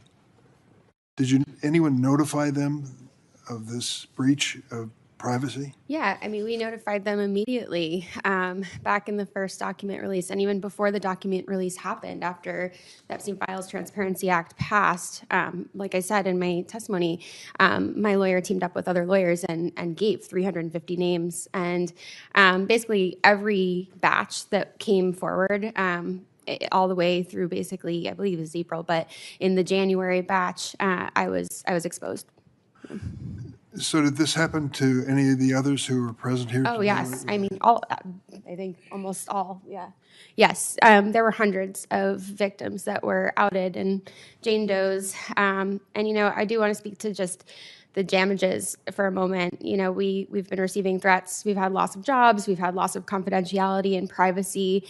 But there's another piece here, and it's that this idea of withholding information, we're trying to get justice. We have always been trying to seek justice. And we're seeing, if you just even look at New Mexico right now, that the New Mexico AG has attempted 5 times to get the files from Todd Blanche and from this DOJ, and it's obstruction. They are obstructing. So for us, yes, of course, there are so many damages. There are so many things that we are mourning the loss of, including a lot of our innocence and who we were as these young girls. But to still see it be obstructed after 30 years, and this is 5 administrations. We're not saying that this is just this administration. We've been at this fight for 30 years. So we just really hope that, you know, there's a huge impact as far as just releasing information and making sure that it's followed up on. I can't understand how this Attorney General can find 48 hours to visit with Ghislaine Maxwell, Yeah. who has been prosecuted for sex trafficking, Yeah. and can't find 30 minutes to meet with the survivors of that sexual predatory conduct. It's certainly not for lack of trying. We have tried in every way we know how to try. And then we did hear from him yesterday that he would sit with counsel. And I would say, I think many of us in this room would be interested in meeting with him today if we could. Many of the members of the committee will remember when we had the Olympic athletes in here who had been sexually abused, and the head of the FBI sat through their entire testimony to show his concern for what had happened to them and any wrongdoing by the Federal Bureau of Investigation. That, to me, was the right thing to do from both sides. Why in the world would Mr. Blanche at this point say he doesn't have the time? I couldn't understand his argument yesterday. He couldn't see you because you had a lawyer, or he couldn't see you because you didn't have a lawyer. Yeah, I think it was because we had a lawyer, but I think as a career prosecutor, we talk so much about Todd Blanche's credentials in this room, and we've heard a lot about them, and that's great. But I think as a career prosecutor, he should be salivating by this case, right? This case is it's gold for somebody that wants to prosecute. There are 6 million files. There are thousands of victims. And yet all we've seen is one perpetrator that died in prison. The other perpetrator is now in a minimum security penitentiary. And Todd Blanche believes that there are 0 investigations when he's already been told by members of the House that that is inaccurate. I'll just tell you point blank, I don't think his name should be called on the floor of the United States Senate until he meets with you. Yeah, I agree. It's not too much to ask. Set aside 2 hours, 4 hours, whatever it takes, so that there is clearly an effort by this government to get all the information. Yes. And make a judgment as to what to do with it. But to shun you and to snub you at this point, there's something else going on here. There's got to be, someone told me once in politics, there's always a good reason, and then there's always a real reason. What is the real reason why Todd Blanche does not want to meet with the survivors of Jeffrey Epstein? It appears from the outside reputational harm. And that is what I think is at the core of this, that he prioritizes the reputation of the administration over survivors of sexual abuse and of crime survivors in this country. Well, I hope the message goes out to all senators on both sides of the table. And I do want to say, to that end, we've been saying that we're not political. I've asked everyone, we've met with a lot of your offices on both sides, and every single conversation, Mr. Hawley, we had a great conversation with your office, right? It was amazing. And I feel so much hope leaving those spaces, actually. And when we had those conversations, it just felt like you see us as human beings. You don't see us like, we have survivors on both sides of the aisle. We are not here to be political. These are just our stories. Like 17-year-old me, I promise you, not political. But so when we have these very real interactions in your offices, we hope that you can put politics aside. It was something so beautiful that we saw during the Epstein Files Transparency Act. There was a moment where Marjorie Taylor Greene went and sat right next to Melanie Stansbury, and that is a moment that will live in my memory forever because they crossed party lines for something that was really important. So I hope that you can all do that.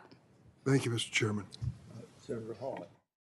Thank you, Mr. Chairman. Just on that note, Ms. Please, Binsky, yeah. and for everybody who's here, all of the victims, thank you for being here. Thank you for standing up and telling your stories. Ms. Boss, thank you for being here and for telling us about your daughter. I'm sorry for what all of you have been through. So I want to say thank you and honor your voices and honor what you're doing. Ms. Oyer, if I could just turn to you. You were President Biden's pardon attorney, is that correct? I was the Justice Department's pardon attorney. You made clemency recommendations to the White House whether or not to pardon inmates, is that correct? My job was to make clemency recommendations. And in that capacity, you recommended that the President of the United States, Joe Biden, grant clemency to all 40 federal death row inmates, all of them, clear them out, correct? Sir, as I told Chairman Grassley, I'm not free to discuss the recommendations. Well, that's what your memo says. I mean, we have your memo. Your memo of November 4th, 2024 says, and I quote, disparity and undue severity of sentence, which are present in many, if not all of these cases, have been recognized as grounds for clemency. And you went on to recommend in that memo and a series of other memos that are now recorded and public record that the President of the United States grant clemency to murderers, rapists, and the most horrible offenders, all of them, clear death row completely out. I'm amazed you've been called here today. I'm absolutely amazed by it. But let's just talk about the people who you recommended. You talk about honoring victims. The people who you recommended get clemency and live at the expense and sufferance of taxpayers for the rest of their lives. Let's start with Dylan Roof. Dylan was a neo-Nazi who murdered 9 African-American worshipers at a Bible study in Charleston, South Carolina, 2015. Do you remember this case? I do remember it very well. I would hope you did. Here's his victims. You want to look at them? There they are. 9 of them at a Bible study in a church, killed in cold blood. The DOJ knew from day one that he had decided, I'm going to quote from the prosecutors, decided to attack African Americans because of their race. He further decided to attack African American worshipers in a black church in order to make his attack more notorious. More notorious. And yet you recommended that he be granted clemency, live at the expense of taxpayers for the rest of his life, substitute your judgment for that of the American judicial system. Do you stand by that recommendation today? Sir, I'm not going to comment on the recommendations that I made, but I can tell you that Mr. Roof is going to die in prison as... He's going to live in prison for a very long time because of you, because of your recommendations. And here's what you said in your memo of October 30th, 2024. You said that actually Roof is not a compelling candidate for clemency, but you recommended it anyway. Why? Because he suffered from anxiety, you said. Right? He suffered from anxiety. Did it ever occur to you that maybe the family of his victims might suffer a little bit of anxiety because he marched into their church and murdered them in cold blood because he was an incredible racist and he wanted to get on TV? Sir. Do you regret it? I'm not going to comment on the Do recommendations you regret it? that I made to the president. Let's talk about Robert Bowers, a man who regularly spewed such vile hatred of Jews. It's unlike anything I've ever seen. He barged into a Pittsburgh synagogue in 2018 and he shot everybody he could find, killing 11 innocent people who were there to worship. A federal jury in Pittsburgh unanimously recommended the death sentence after finding him guilty on 63 counts. Here they are. They're his victims. Take a good look. You recommended clemency for this person who went in and killed these people just because they're Jews. The other guy killed people just because they're black. This guy killed people just because they're Jews. A jury recommended that he be sentenced to death, and you substituted your judgment for theirs, and now he's going to live. Are you proud of that? Sir, what I am proud of is the fact that I took my job as pardon attorney extremely seriously. Apparently not seriously enough. You certainly didn't take the victims seriously. Then there's Jorge Avila Torres, who wasn't just a murderer. He was a serial killer and a rapist. Sir, Here is who he assaulted and killed. He sexually assaulted and killed 8-year-old Laura Hobbs and 9-year-old Crystal Tobias in a Chicago suburb in 2005. And then 4 years after that, he committed another murder. He slaughtered a fellow service member, Navy Petty Officer Amanda Snell, in 2009 while she was in her barracks. That's what he did. And you recommended clemency for this individual, and now he'll live his life at the expense of taxpayers because you substituted your judgment for that of the American judicial system, jury, judges, the whole lot, and yet you're here to tell us that you're somehow a victim? I don't think so, Ms. Oyer. I think your judgment is astoundingly terrible. I'm amazed that this side of the aisle has called you, and I just asked my friends on this side of the aisle, do you agree with this? Is this what you want? Do you want these people to be pardoned and live at the expense of taxpayers for their whole lives? Do you want to excuse the murders of African-American churchgoers? Do you want to excuse the murders of Jews in their synagogues? Do you want to excuse the murders of these children? Because that's what she did, and now she's online hawking products to try to make money off of it. I see you've got your own website where you put your face on baseball caps and mugs, thelawyeroyer.com. You're trying to make money on this? Sir, This is unbelievable, Ms. Oyer, and yet you say you're a victim? These are the victims, and you helped victimize them. And what you're doing is wrong. I hope every member on this side of the aisle will repudiate what you have done and what you stand for. Thank you, Mr. Chairman. Sir, I assume that your questions directed at me were rhetorical and that you're giving They're not a speech. rhetorical at all. I asked you to respond, and you said you wouldn't. So what I did is I read to you what you have said. I quoted verbatim, and I'm happy to keep doing it. In fact, I'd ask now, Mr. Chairman, that this report, Restoring and Strengthening the Federal Death Penalty Report, be entered into the record. It contains information regarding Ms. Oyer, her recommendations, and the track record of all of it. The written records are here. I asked to be entered into the record. It'll be, Ms. Hoyer, take a minute to respond if you want to. Thank you, Chairman Grassley.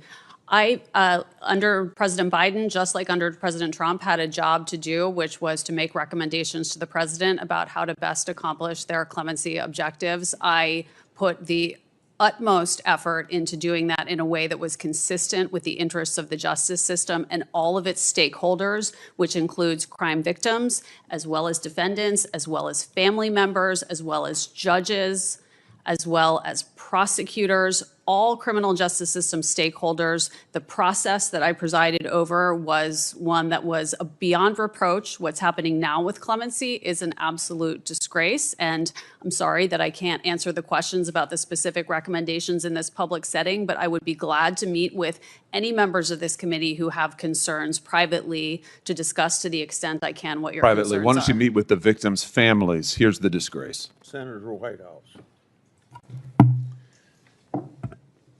Thank you, Chairman. Mr. Ashcroft, welcome back to the Senate. You knew Jim Comey? Pardon me. Yes, indeed, I did. You trusted him? He was the Deputy Attorney General as well as the U.S. Attorney for the Southern District of New York. You trusted him with the top job in your department? I asked him to help administer justice at the Department of Justice. Yeah. You respected him?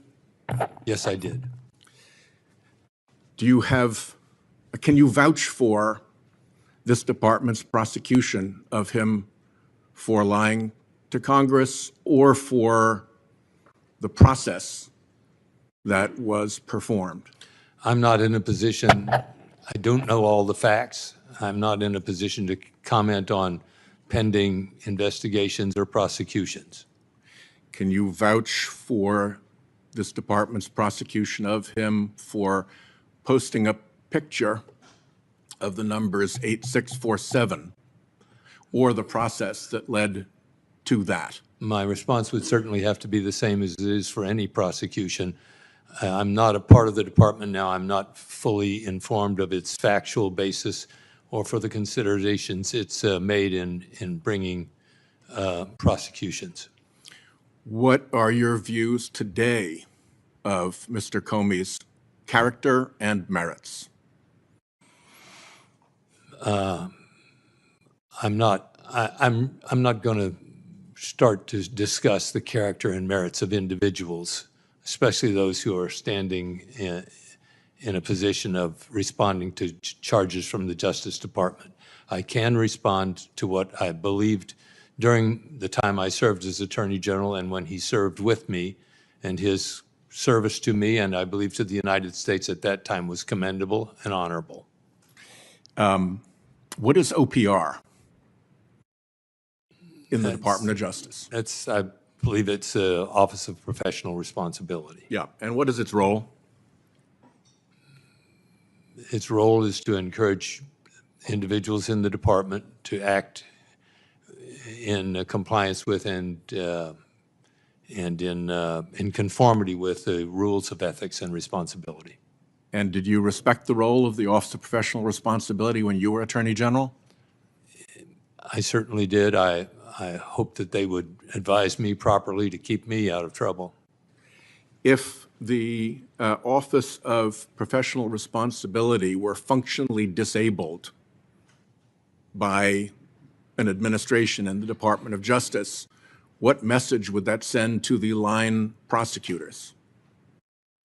I'm not in a position to comment on a hypothetical of disabling. And when you say functionally disabled, I think that requires an assumption of what does functionally disabled mean. I personally, it's a hypothetical to which I just am unable to respond. But you do agree that OPR does an important job and has an important role and is important to the Department of Justice in the performance of its duties? I certainly respected the department's operation, including OPR, at the time of my opportunity to serve as Attorney General of the United States. While you were Attorney General, were there procedures that took place when judicial findings of prosecutorial misconduct or dishonesty occurred? I have to say, I don't remember charges of prosecutorial misconduct and that I dealt with. Yeah, they were pretty scarce until now. It was pretty unusual to have judges say that arguments were made in bad faith, that arguments were made as pretexts, that arguments were disingenuous, that arguments were shoddy or terrible, that the department was losing or sacrificing its credibility, that the department was disrespecting orders of the court, that the department had lied or was engaged in sham, that there was willful and intentional noncompliance or willful disregard of court orders, that department lawyers were contemptuous or that their behavior and arguments were unconscionable. To me, those are red flag words. I was a United States attorney, and if my federal court had used those words about my line attorneys, there would have been some follow-up. And I expect that in your department, if those kind of words were used, there'd at least be some preliminary follow-up, and if it were serious, there might actually be a review by the Office of Professional Responsibility. Does that sound like what likely would have happened during your day? I was only admonished at one time that I remember by a court for having commented on evidence. I thought it was pretty good evidence. I think I just said pretty good evidence. And yeah, I didn't mean you. I meant your line prosecutors. At that time, I decided that I needed to be more careful about my remarks. Yeah. No, my question. My remarks were safeguarded and carefully made. Yeah. And frankly, I might add more carefully made than the remarks of some of the judicial officers who have been, who while very concerned about the Justice Department, seem to be willing to themselves engage in political considerations, which I didn't think were appropriate for the judiciary. So maybe there's a problem that's broader than we would otherwise recognize. Well, you've changed the topic a little bit to your own comments and the response to that, which is fine. I appreciate that you've said that. But my question had to do with when criticisms like that are leveled against department lawyers, there is ordinarily some kind of a process or review that takes place. They're not just brushed off. That is correct, is it not? Yeah, it's certainly the reason that the Office of Professional Responsibility exists to safeguard against things that are not responsibly done or undertaken in a way that discredits the department. Public confidence in the department is very important. Indeed. And the rule of law, guided by the Constitution, is at the foundation of our safeguarding liberties. And I take that seriously. I believe that with all my heart when I served, and I believe it today. Thank you, sir. Senator Schmidt. Thank you, Mr. Chairman. First and most importantly, I want to thank all the victims who are here for your courage to come forward. This is not easy to do, to relive everything. So thank you for being here and telling your stories. Ms. Oyer, I want to turn to you. You were Biden's pardon attorney, and I want to make sure I'm clear. Your testimony here today is that you were fired because you wouldn't recommend restoring Mel Gibson's gun rights. Is that right? I was fired just hours after I declined to make that Okay, recommendation. you can't think of another reason why you might have been fired. That's the only explanation that I am aware of. The Justice Department actually put in a pleading that was submitted in my appeal of my firing, the fact that the facts of my firing Okay. are not in dispute. On November, and you talked about you're concerned about public safety. On November 4th, 2024, you authored a 73-page memorandum recommending the commutation of all 40 federal death sentences. Isn't that correct? Well, as I've told to members Yeah, I of know, the I know. committee now. But don't play the game with me, because it's not. They've waived executive privilege. I have the report right here. It's dated April 24th, 2026. It's actually, your memo is quoted in here. It's public knowledge. And the idea that you would come here, you know that already. You would come here and disparage somebody else and not be willing to answer questions about how you commuted the sentences of murderers is ridiculous. I can't believe that you're here to do that. I don't have the authority to commute Do you anyone's deny sentence. it? Do you deny that you authored the memo? I'm not sure which memo you're referring to. I'm referring to the November 4th, 2024 73-page memo. I Do you don't deny know. authoring it? I can't say without having It's the memo in ridiculous. front I honestly, I can't believe you it's did. something I You authored. did, and everybody in America and in the world can pull it up. So it's a ridiculous. Like a Do you that also? looks like a document that has DOJ's logo on the cover. Yeah, and it quotes your letter. It quotes your letter. I don't know You're what you're letter losing credibility. You should just admit it. You should just admit you authored it. Everybody knows you authored it. So I'm not going to waste any more time on your convenient little game you're playing here. You also authored and recommended the commutation of the Boston Marathon bomber, the Tree of Life synagogue murderer, and Dylan Roof. We all know this. How many pages of the 73 pages did you dedicate to victims? Because you expressed your concern over victims. How many pages were dedicated to the victims? Sir, I don't have the memo. I can that you're tell you referring to 3. in front of me. 3 pages. 3 pages were dedicated to the victims. So I also happen to have, I made a special access request last year under the Presidential Records Act for documents from the Biden White House on the abuse of pardons and commutations. We recently got those documents. I want to show you a couple. Here's one. It's dated December 3rd, 2024, and it's an internal memo on the commutation of the 37 death sentences that you were involved with. The memorandum states that the White House worked with reporters to, quote, ensure positive coverage. It says the White House gave advocates, the elected officials, resources and key messaging to amplify the news. You personally recommended commuting all 40 death sentence cases, an even broader action than Biden took. Again, that included Dylan Roof, the Boston Marathon bomber, the Tree of Life synagogue shooter. Did you know that the White House was using your recommendations as a PR stunt? Sir, I have no idea what document you're referring to currently. Well, let me just ask you in general, did you know that they were planning to message around your commutation? Sir, I was not an employee of the White House. Okay, I I'll didn't take work- that as a no. I'll take that as a no, but they used your ridiculous recommendation as a veneer of legitimacy. Document 2. I was called here to talk about Mr. Blanche's nomination. Yeah, I for know that's what Attorney you thought General. you came here to talk about. But the reality is your credibility is gone. You can't come here and do the political bidding of the Biden administration. And then when you're called out on that and being fired, and thank God you're being fired. You know what I really think? I think you thought you came here and you're selling merch, by the way. Do we have the hoodies that are up for sale? You sell merch. Let's show the hoodies. I think you came here thinking that you were going to be ordained the high priestess of the resistance. That's what I think. That's why you're denying simple facts that you authored the memo commuting the sentences. Everyone knows that. And we have documents now from the White House that they use that memo as a PR stunt. And so the idea, you have no credibility to talk about Todd Blanche.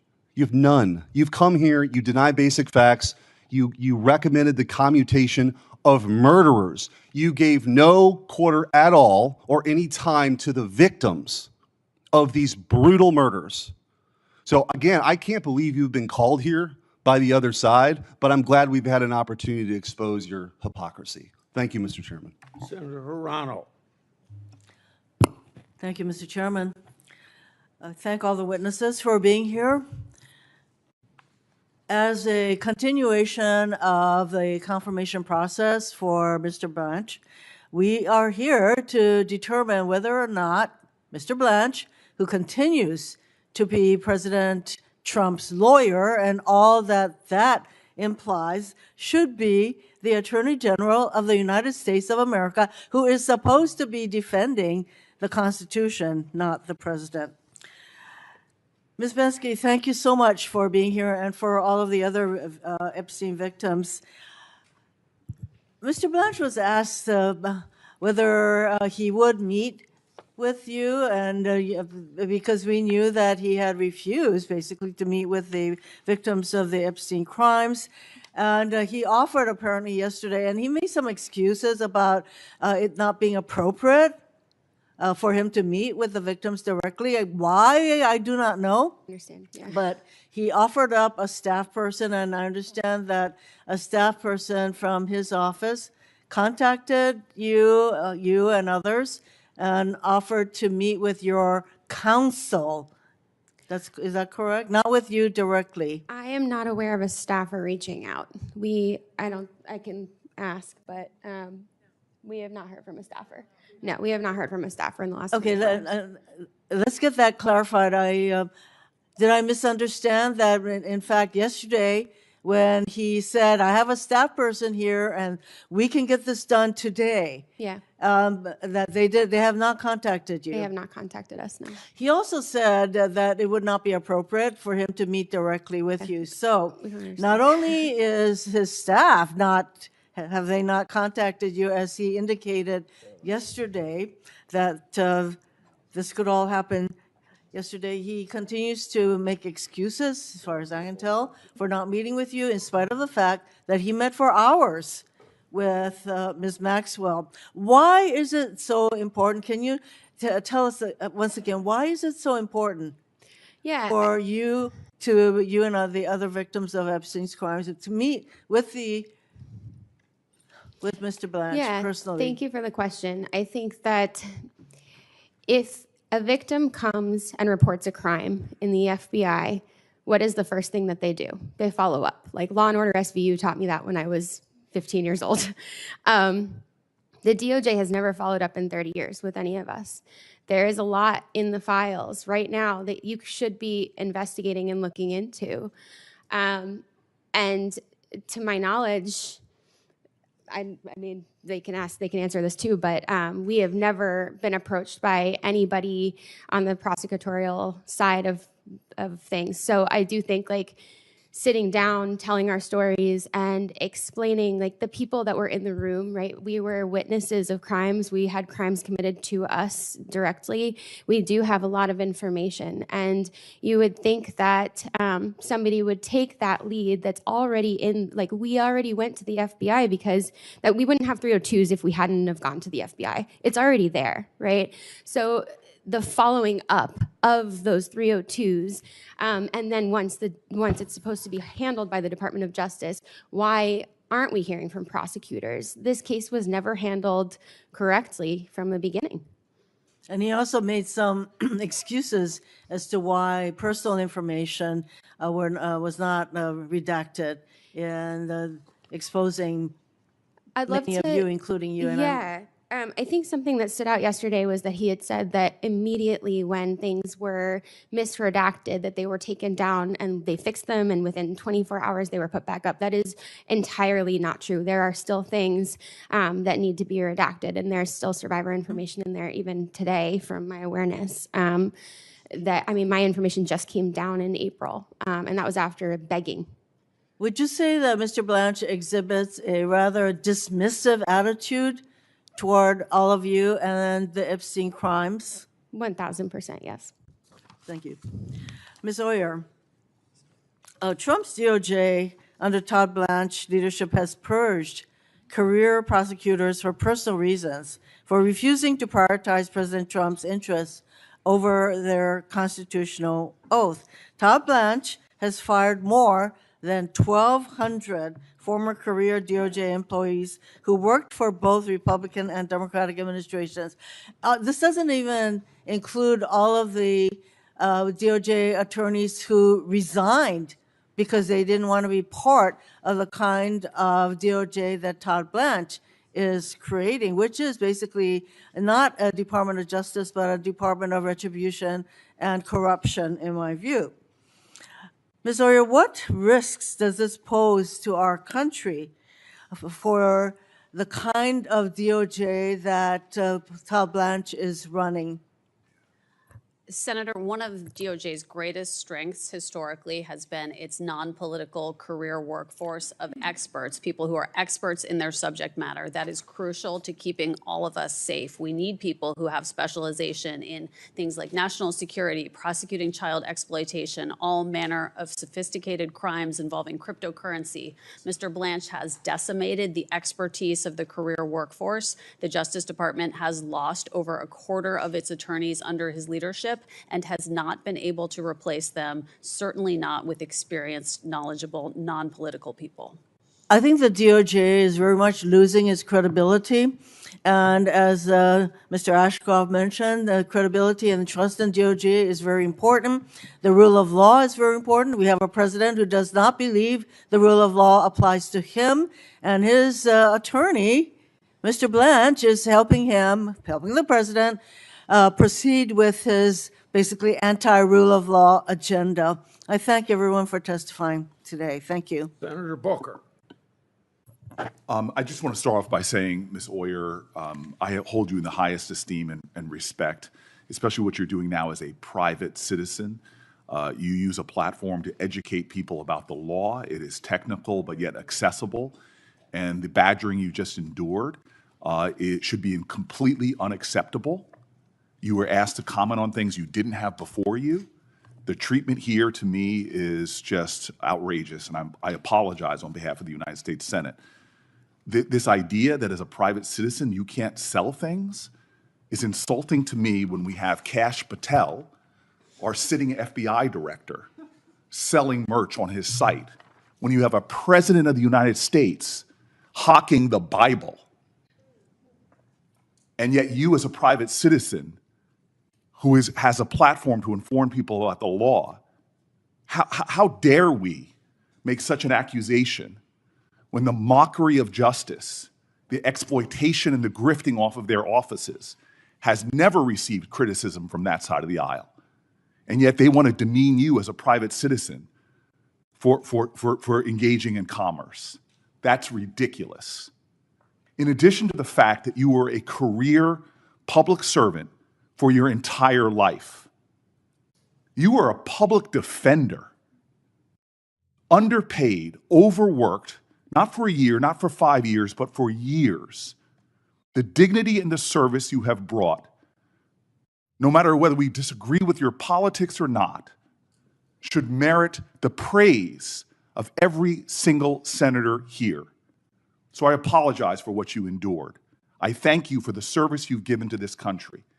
And on matters of horrible killings, horrific acts, these are complicated matters. I hold here, and I'll submit this for the record, people who were victims, families, survivors, who wrote letters to the President of the United States asking not to have the death penalty put there. And I understand there's differing views, but you were put in those complicated decisions to write career memos for the president to make decisions about who's pardoned and not.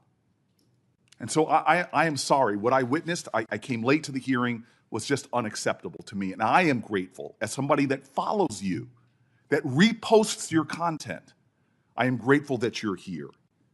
Thank you. I want to say, I didn't hear that on the microphone. Senators enjoy praise. So what did you say? Thank you, sir. Thank you very much. I appreciate that. I appreciate that. I just want to say, before serving as a pardon attorney, I pointed out that you were a federal public defender with clients in the Bureau of Prisons. Was it customary process for transferring a Bureau of Prison prisoner from a low security prison to a minimum security camp? Was that standard practice? That was unheard of. Unheard of. It's against BOP policies. What role does the Deputy Attorney General usually play in that process? Usually the Deputy Attorney General would have no role in designating or transferring inmates. No role whatsoever, yet the Todd Blanche went directly and met with him. Are you aware of any person serving time for child sex trafficking like Ghislaine Maxwell being transferred from a low security prison facility to a minimum security camp? I have never heard of that. It would be an egregious violation of the Department of Justice's own rules. Ms. Banksy, how do you feel knowing that the Deputy Attorney, Todd Blanche, went to meet with her for 2 days and then gave her a cushy transfer while he would not meet with you, and then lied to this committee yesterday saying he was barred by the law, which a first-year law student can know the difference of? How did that make you feel? It's devastating for survivors, and I'd like to add to that Annie Farmer, a victim and survivor who testified in Ghislaine Maxwell's hearing, actually wrote a letter to Todd Blanche immediately after that and requested a meeting with him regarding the move and the transfer, and she's never heard anything back at all. It is insulting to heap upon survivors the indignities that he has by not even meeting with you, yet he transferred a sex offender to a cushy camp against BOP policies. It sounds like she got a sweetheart deal while he released your personal information, your address, phone numbers, images, and yet he seems to be favoring the victimizer and not the survivors. I'm out of time, and it's honorable to see Mr. Ashcroft here, sir. I know you. I know your record. We may have disagreed on policies, but I also know you would never, when you were reviewing a merger, you would never go out to dinner with the parties of that merger. It would be unacceptable for a person that is supervising a matter to attend a social event with those people before your lawyers. It's about ethics. It's about the appearance of impropriety. It's about following the law. This nominee has not followed the ethics laws, has not followed the urgencies for avoiding the appearance of improprieties, has broken a bipartisan law passed by Congress, has demeaned and degraded survivors of sexual violence, and has shielded the president by some kind of deal we know nothing about that allowed her now to be transferred to some cushy camp that has never been done before with sex offenders. This man should not be in this office. I cannot believe we're going through this farce when his record alone should make him disqualified, not to be the Attorney General, but for even being employed by the federal government. Thank you. Senator Welch. Thank you very much. First of all, Ms. Boss, thank you so much. And I fully support your advocacy that the Department of Justice have as a priority, focusing on victims. And I also want to express to the Epstein victims my appreciation for allowing me to be with you yesterday and be so uplifted by your support for one another and all you've done to ennoble the rights of victims and the strength of victims to recover. Thank you very much. Mr. Ashcroft, I wanted to first of all say we seem to have a problem in Missouri with the attorney generals not being able to keep their job. They all end up in the U.S. Senate. You started quite a trend with Mr. Hawley and Mr. Schmidt. Well, in all deference, it should be remembered that a very important member of the Senate named Jack Danforth That's right. had previously served as Attorney General of Missouri. So myself excluded, I have been privileged to be in a line of individuals that I believe have rendered very significant and valuable service to this nation. Well, I think you, thank you, and I agree with that. And I think, first of all, I want to express to you how much I've admired your career. And I think that being an Attorney General is probably the most difficult cabinet position. And one of the things that's required is that you give advice to the president, and it may be advice he doesn't want to hear. And, you know, I remember March of 2004 when you were recovering from an illness, and Mr. Comey was the acting Attorney General. And the president's counsel came to your hospital room and wanted you to sign off on a security law that Mr. Comey, in his opinion, thought was not legal. And you said that was Mr. Comey's decision because he was the acting Attorney General. Is that right? I believe that the the written reports, you know, it's been in novels and other things, and I have no reason to contest what they've said. Right. I was in bed with a morphine pump in one hand. I was in what you call, what do they call this, intensive care. And but the bottom line here is that the president wanted an answer to permit him to proceed, but it was the opinion of Mr. Comey at that time that that was not legal. And this raises really what I think is the heart of what is so challenging to be Attorney General. The president is the executive, you serve in his cabinet, but there are times when an Attorney General has to say no. Is that correct?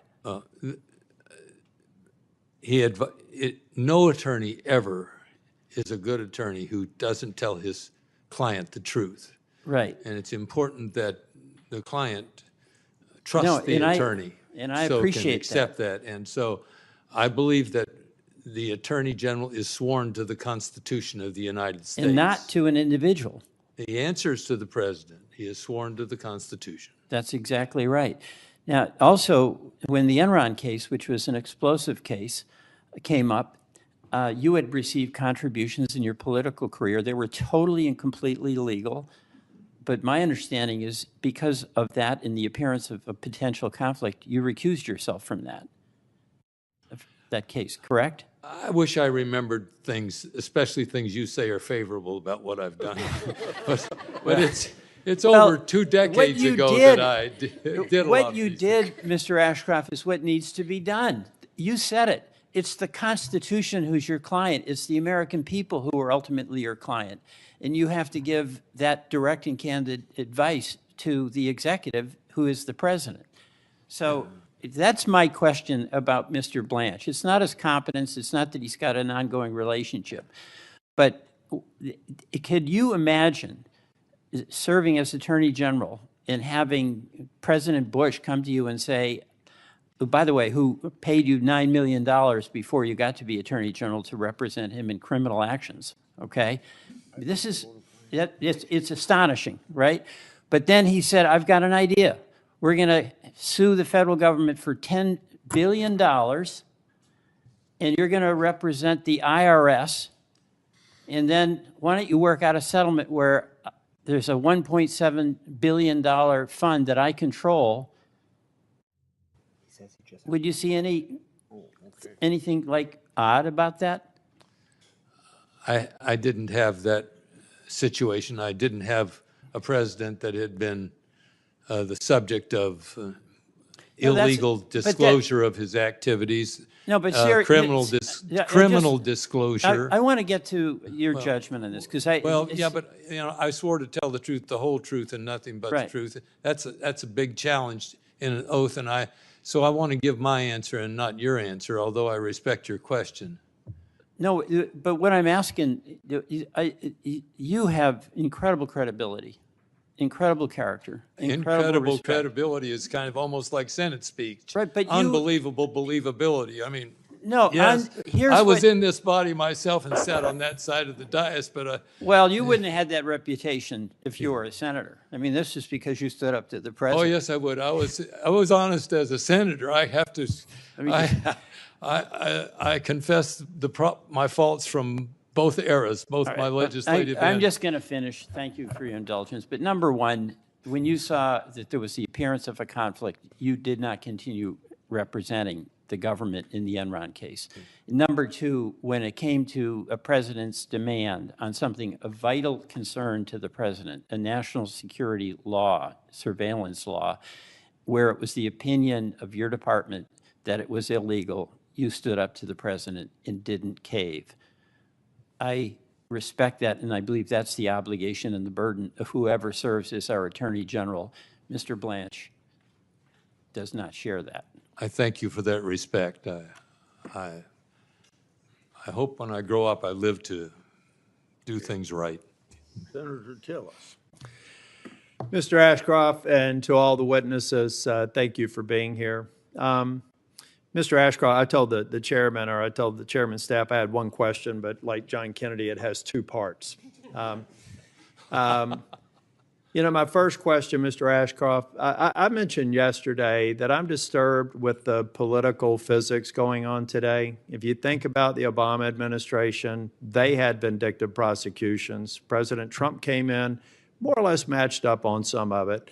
President Biden comes in, goes a little bit further, and this administration seems to me, when we're doing 8647, we're doing indictments for that, unless there's it's an active investigation, but that's a reason to bring Mr. Comey and do a perp walk because he arranged shells 8647 on a beach in North Carolina. That's all we know right now.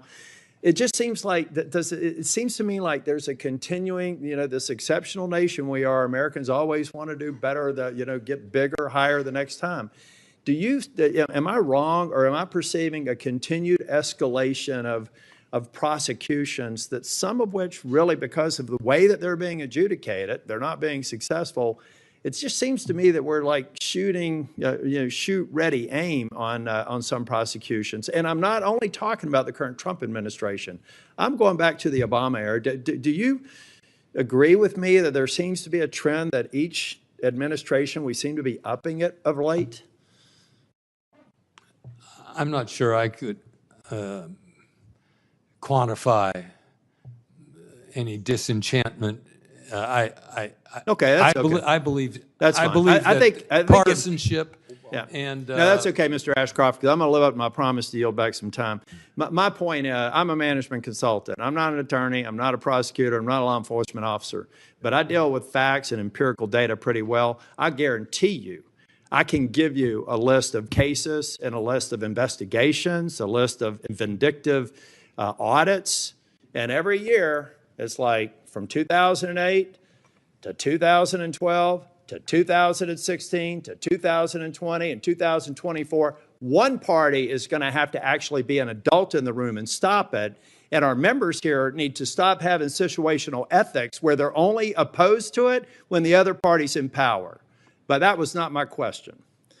Yesterday, before the hearing, and Mr. Blanche, I have a positive predisposition to, just so that everybody knows. I have not made a final decision.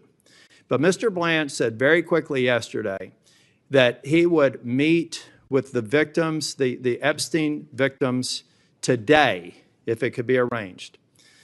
Well, right now, the markup, if you all don't know procedure here, after this hearing is done today, next week we'll hold it over. The earliest possible markup would be 2 weeks from now. And because it seemed to me that Mr. Blanche was willing to say that he would meet with them and counsel. I understand the restriction that counsel has to be present. I expect that meeting to occur before I'm willing to vote out of this committee.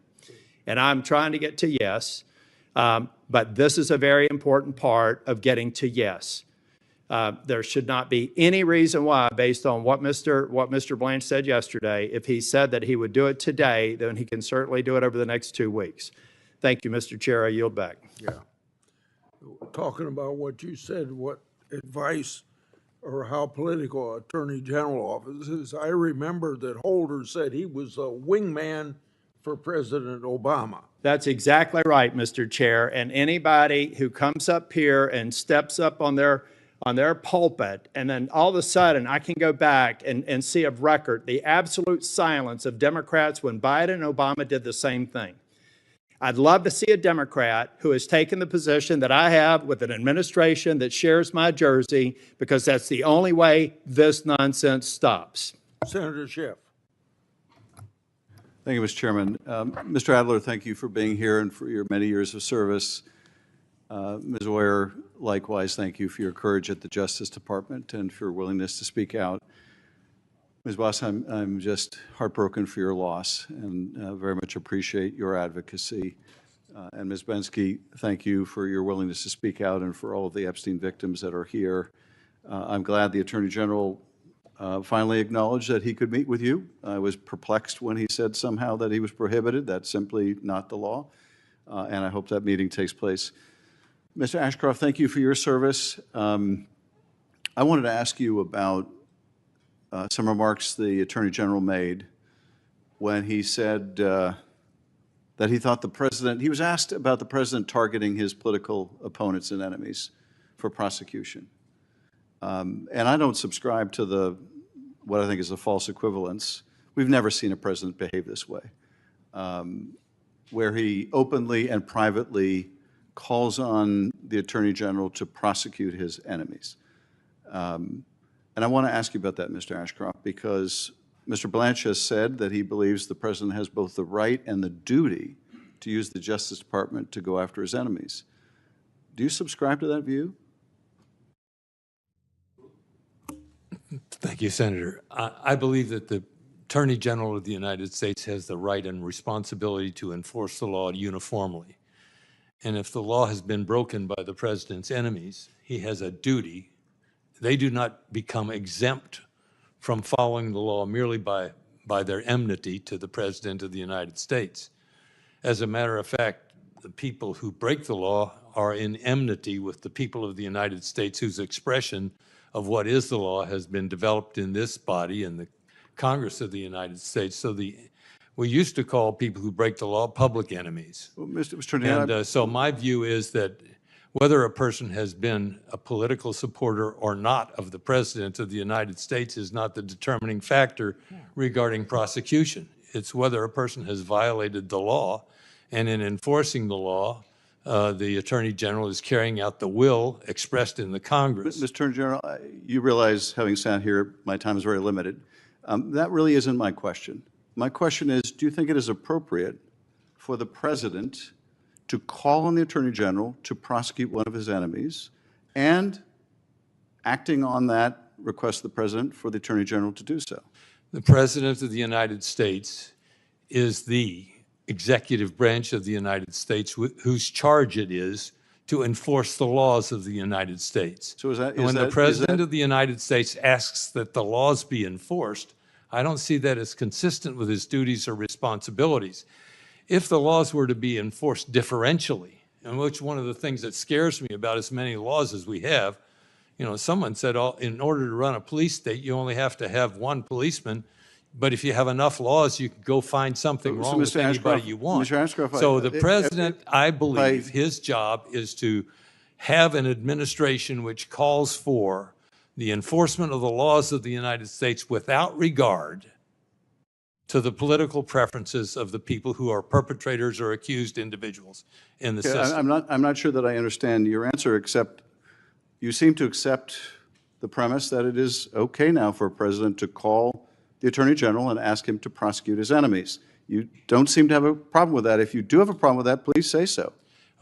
I believe the President needs to be an advocate of strong law enforcement. Okay, that is, and Mr. that Ashcroft, includes enemies of his. With respect, Mr. Attorney General. If an enemy of the President goes out and conducts a violent crime, it's nothing wrong with the President calling the Attorney General and saying, I hope you do something about this violent crime. And if the President's enemy takes a photo of seashells, you think it's appropriate to prosecute them? If senators make a video stating the plain law and Constitution that you can disobey an illegal order, you think it's okay for the President or others to call on them to be prosecuted?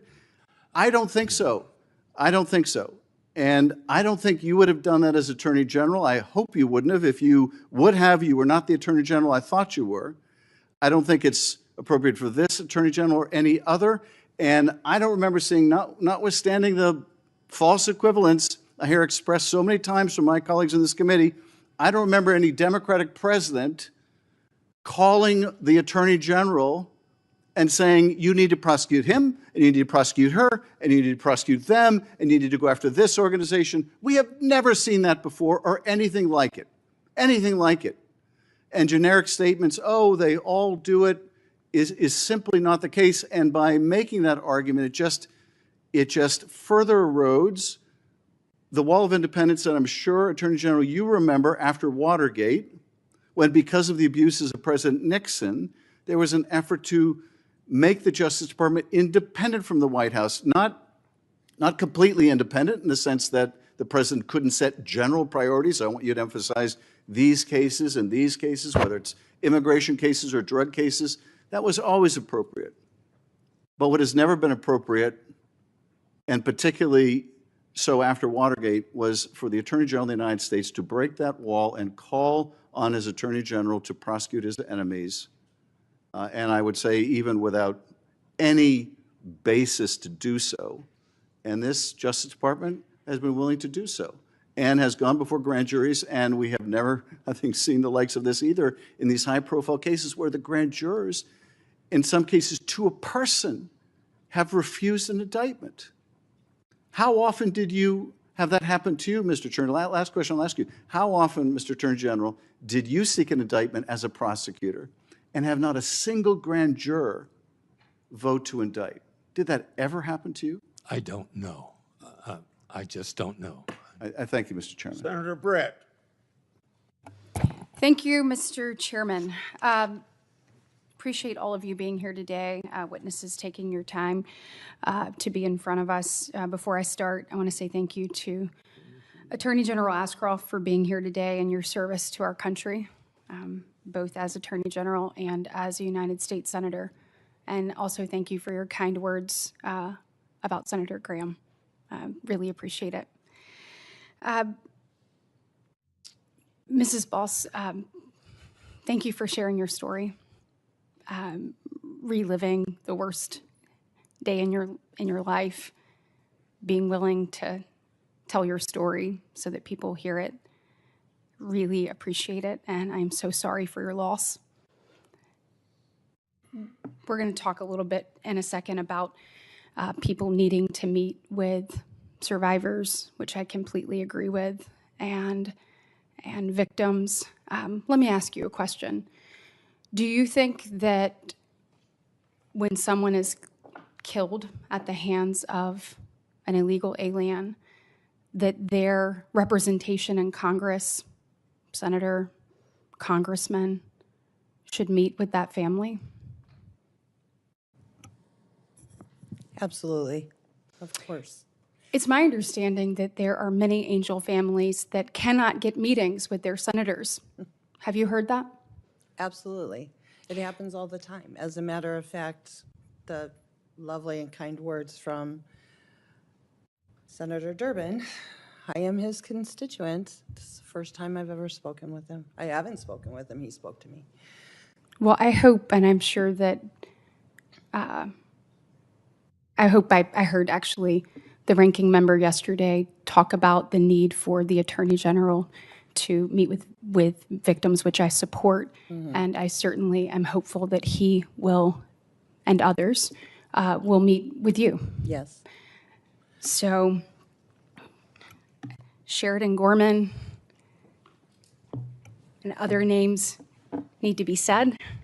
And I think the accountability that we have in this room for other people, we should be able to have it for this body as well. So I certainly hope that you get your face-to-face meeting that you deserve. I would hope so.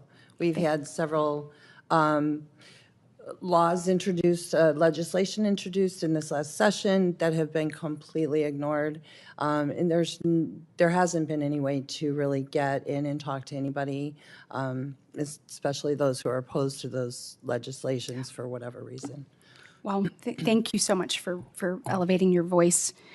Ms. Bazinski, am I saying that right? It's Bensky, yeah. Okay, gosh, I'm gonna have to try. I am so sorry for everything that you've been through, and thank you for your courage, for being here today and being able to elevate your voice. I completely support your quest to be able to be heard, to obviously for victims to be protected, and for us to pursue every lead possible. And, you know, I do believe after my conversations with the Assistant Attorney General that he is going to pursue those. Let me ask you this. Were you asked in the previous administration, did you ever have an opportunity to sit down with the then Attorney General, Merrick Garland? We did not, but there were active investigations going on because of Ghislaine Maxwell's hearing. So, but did you ever have a face-to-face with him? No. No. Did y'all request a face-to-face? This was before a time that I was comfortable coming forward. It was just this last September that a group of us felt like we had met each other, and a huge part of this has been finding the collective voice of a sisterhood and understanding that we weren't isolated in these experiences. Absolutely. And let me ask you this. Did you, was there ever, because I know that my colleague, Senator Blackburn, really wanted to make sure that you all had an opportunity to tell your story. Mm-hmm. Are you aware of any Senate hearings that were held under the previous administration that tried to I don't personally bring have light that to this information because, again, it just came forward really in September. Well, thank you for coming forward. Thank you. Thank you so much. Mrs. Oyer, obviously, are you cutting people off right on time today? What? Are you cutting people off right on time today, or are people getting to go way over? I've been too liberal, but go ahead. Okay, all right. Go ahead and ask one more question. Just let me ask one more question, please, sir. I appreciate it. After you were fired from DOJ, you had an independent media company and a Substack platform, and you had the, Lawyer Aura brand name, and the hoodies that said hardwired to stand up to bullies. I'm wondering, it's my understanding that as a pardon attorney during the Biden administration, you recommended actual commutations for Daniel Troyer and Ricardo Sanchez Jr., who were sentenced to death in 2009 after executing a family of 4 on the side of a highway. Is that true?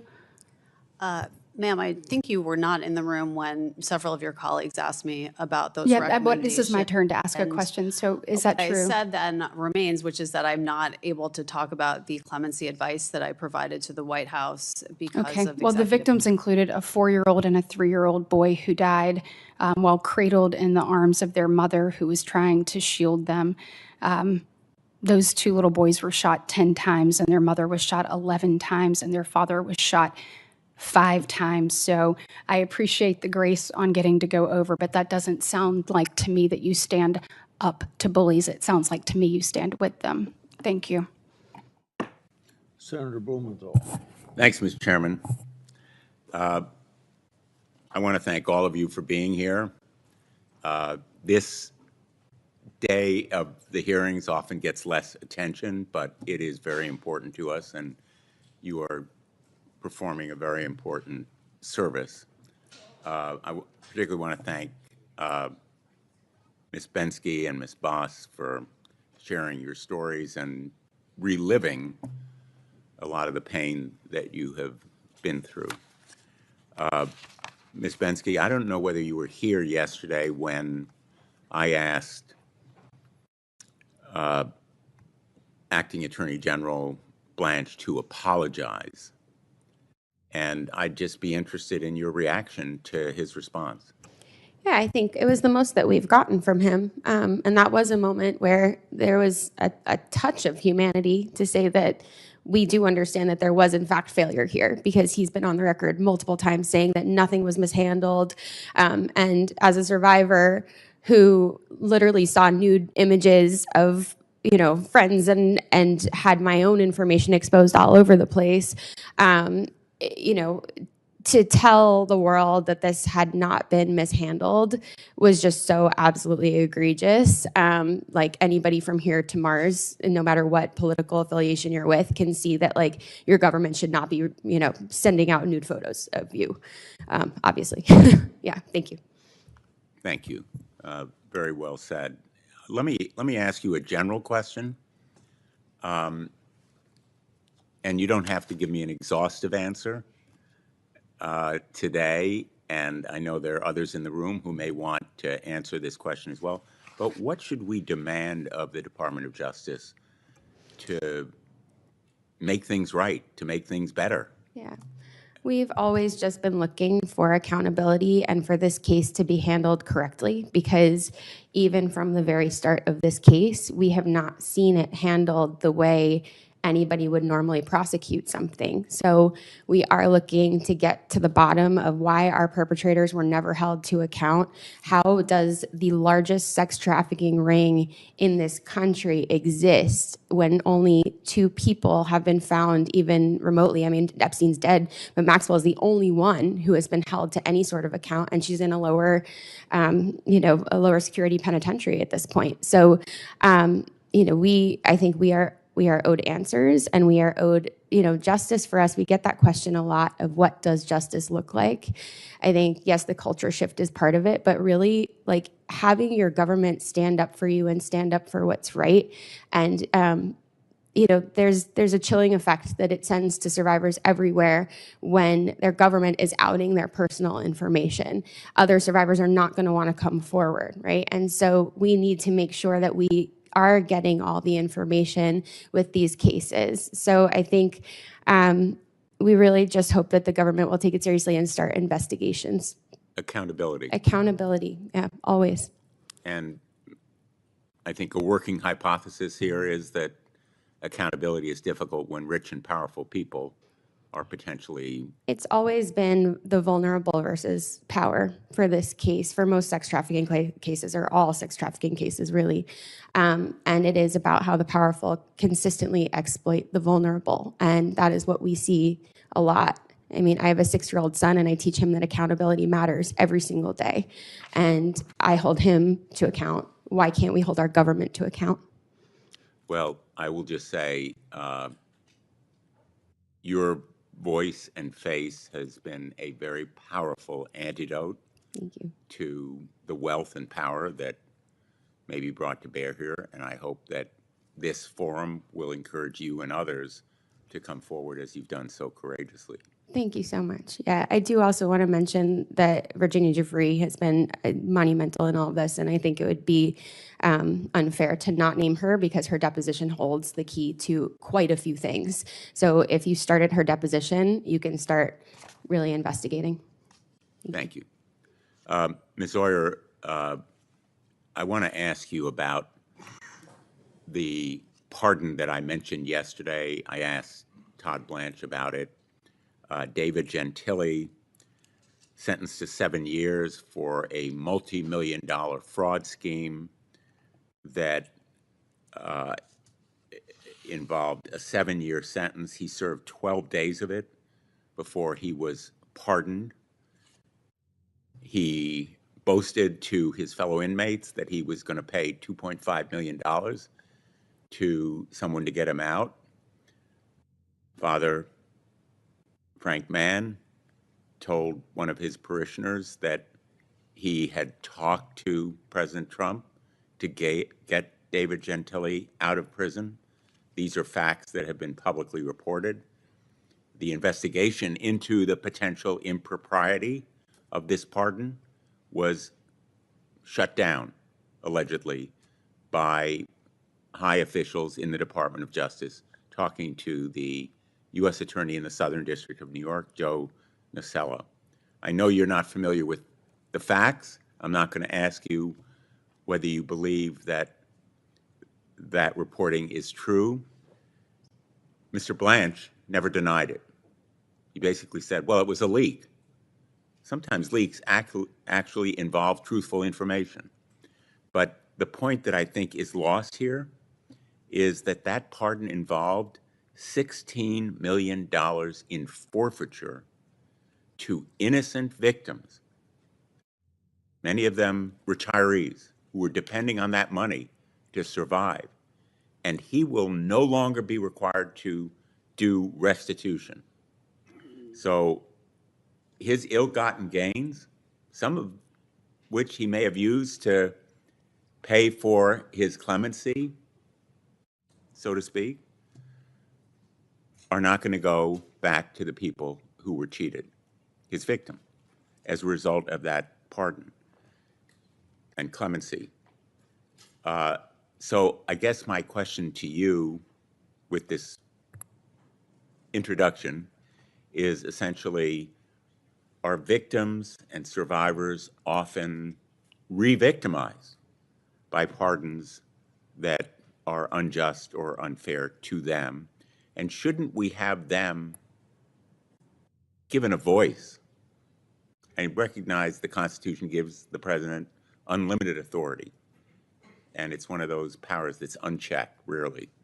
But isn't there a need to give the victims a voice in this process?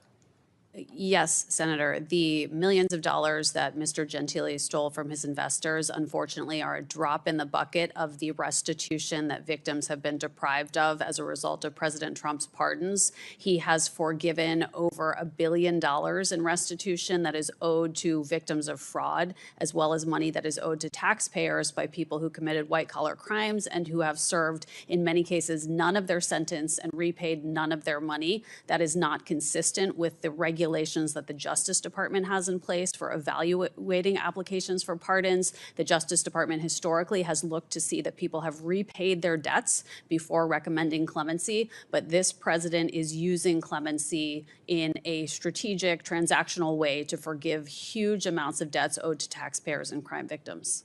Senator Durbin. Mr. Chairman, in closing here, I would like to make a couple points. Please do. First, I understand that the senator from Alabama mentioned my name while I had stepped out. Ms. Boss, anxious to meet with you. I hope we can do it soon, maybe even right after this, because I know it was hardship for you to make this journey here to testify from Illinois, and I don't want you to have to wait to see me. I want to meet with you now, and we can talk as soon as this meeting adjourns, if it's okay with you, if it fits in your schedule. Let me say a word about Ms. Oyer. I'm glad that the senator from New Jersey said what he did about you. I believe the fact of the matter is that most of the things that were brought up today in this hearing about your activity related to a decision by the Biden administration as they were leaving office to turn death penalty convictions into life imprisonment instead. Is that correct? That's right, sir. That reflects, I'll say this, you don't have to comment on this. I believe that reflects President Joe Biden's opposition to the death penalty. I share that opposition. There are people in the audience who agree with me and some who vehemently disagree with me. But America is divided on this issue. I didn't have this position my entire political career, but toward the end of it, I've come to the conclusion, as Justice Blackmun did at the end of his conclusion of serving on the Supreme Court, that he no longer wants to tinker with the machinery of death. The fact of the matter is, there are clear cases where one can argue a death penalty, and there are cases which we have found were wrongly decided, and people faced a death penalty or worse until evidence and other things were discovered at the end. That is my position. That was Joe Biden's position. That's why the cases which were brought up today are so serious. And I believe that you were doing your job as a pardon attorney to advise him as to his decision. But is it not true that the final decision on the disposition of these inmates was the decision of the President of the United States? That's absolutely correct, Senator. So if you want to take exception to Joe Biden and his position, be my guest. But to blame you for those, I think, goes beyond your responsibility as pardon attorney. And I would just say I know the controversy behind this issue, but I feel that that's what led him to his conclusion. Ms. Binsky, thank you for bringing your friends with you today. It is great to see them, and I hope that what you heard from Senator Tillis is a promising possibility that he said he would not, I hope I'm saying this correctly, he wouldn't vote to confirm this nomination until there's been an actual meeting. That would be a dramatic work of progress for us to reach that point. And because you had the courage to stand up, not only you, but your friends, we have achieved that, I believe. I hope that's the fact. Thank you, Mr. Chairman. Yeah. Thanks to all of our witnesses for being here today and for traveling the long distances some of you have had to go. We're grateful that you did it. For all the members of this committee, written questions to these witnesses here are due on Wednesday, July 22 this year at 5 p.m. The hearing is adjourned. Thanks, Chairman. Yeah, thank you. I'm going to go see if the Finance Committee is still meeting. Okay.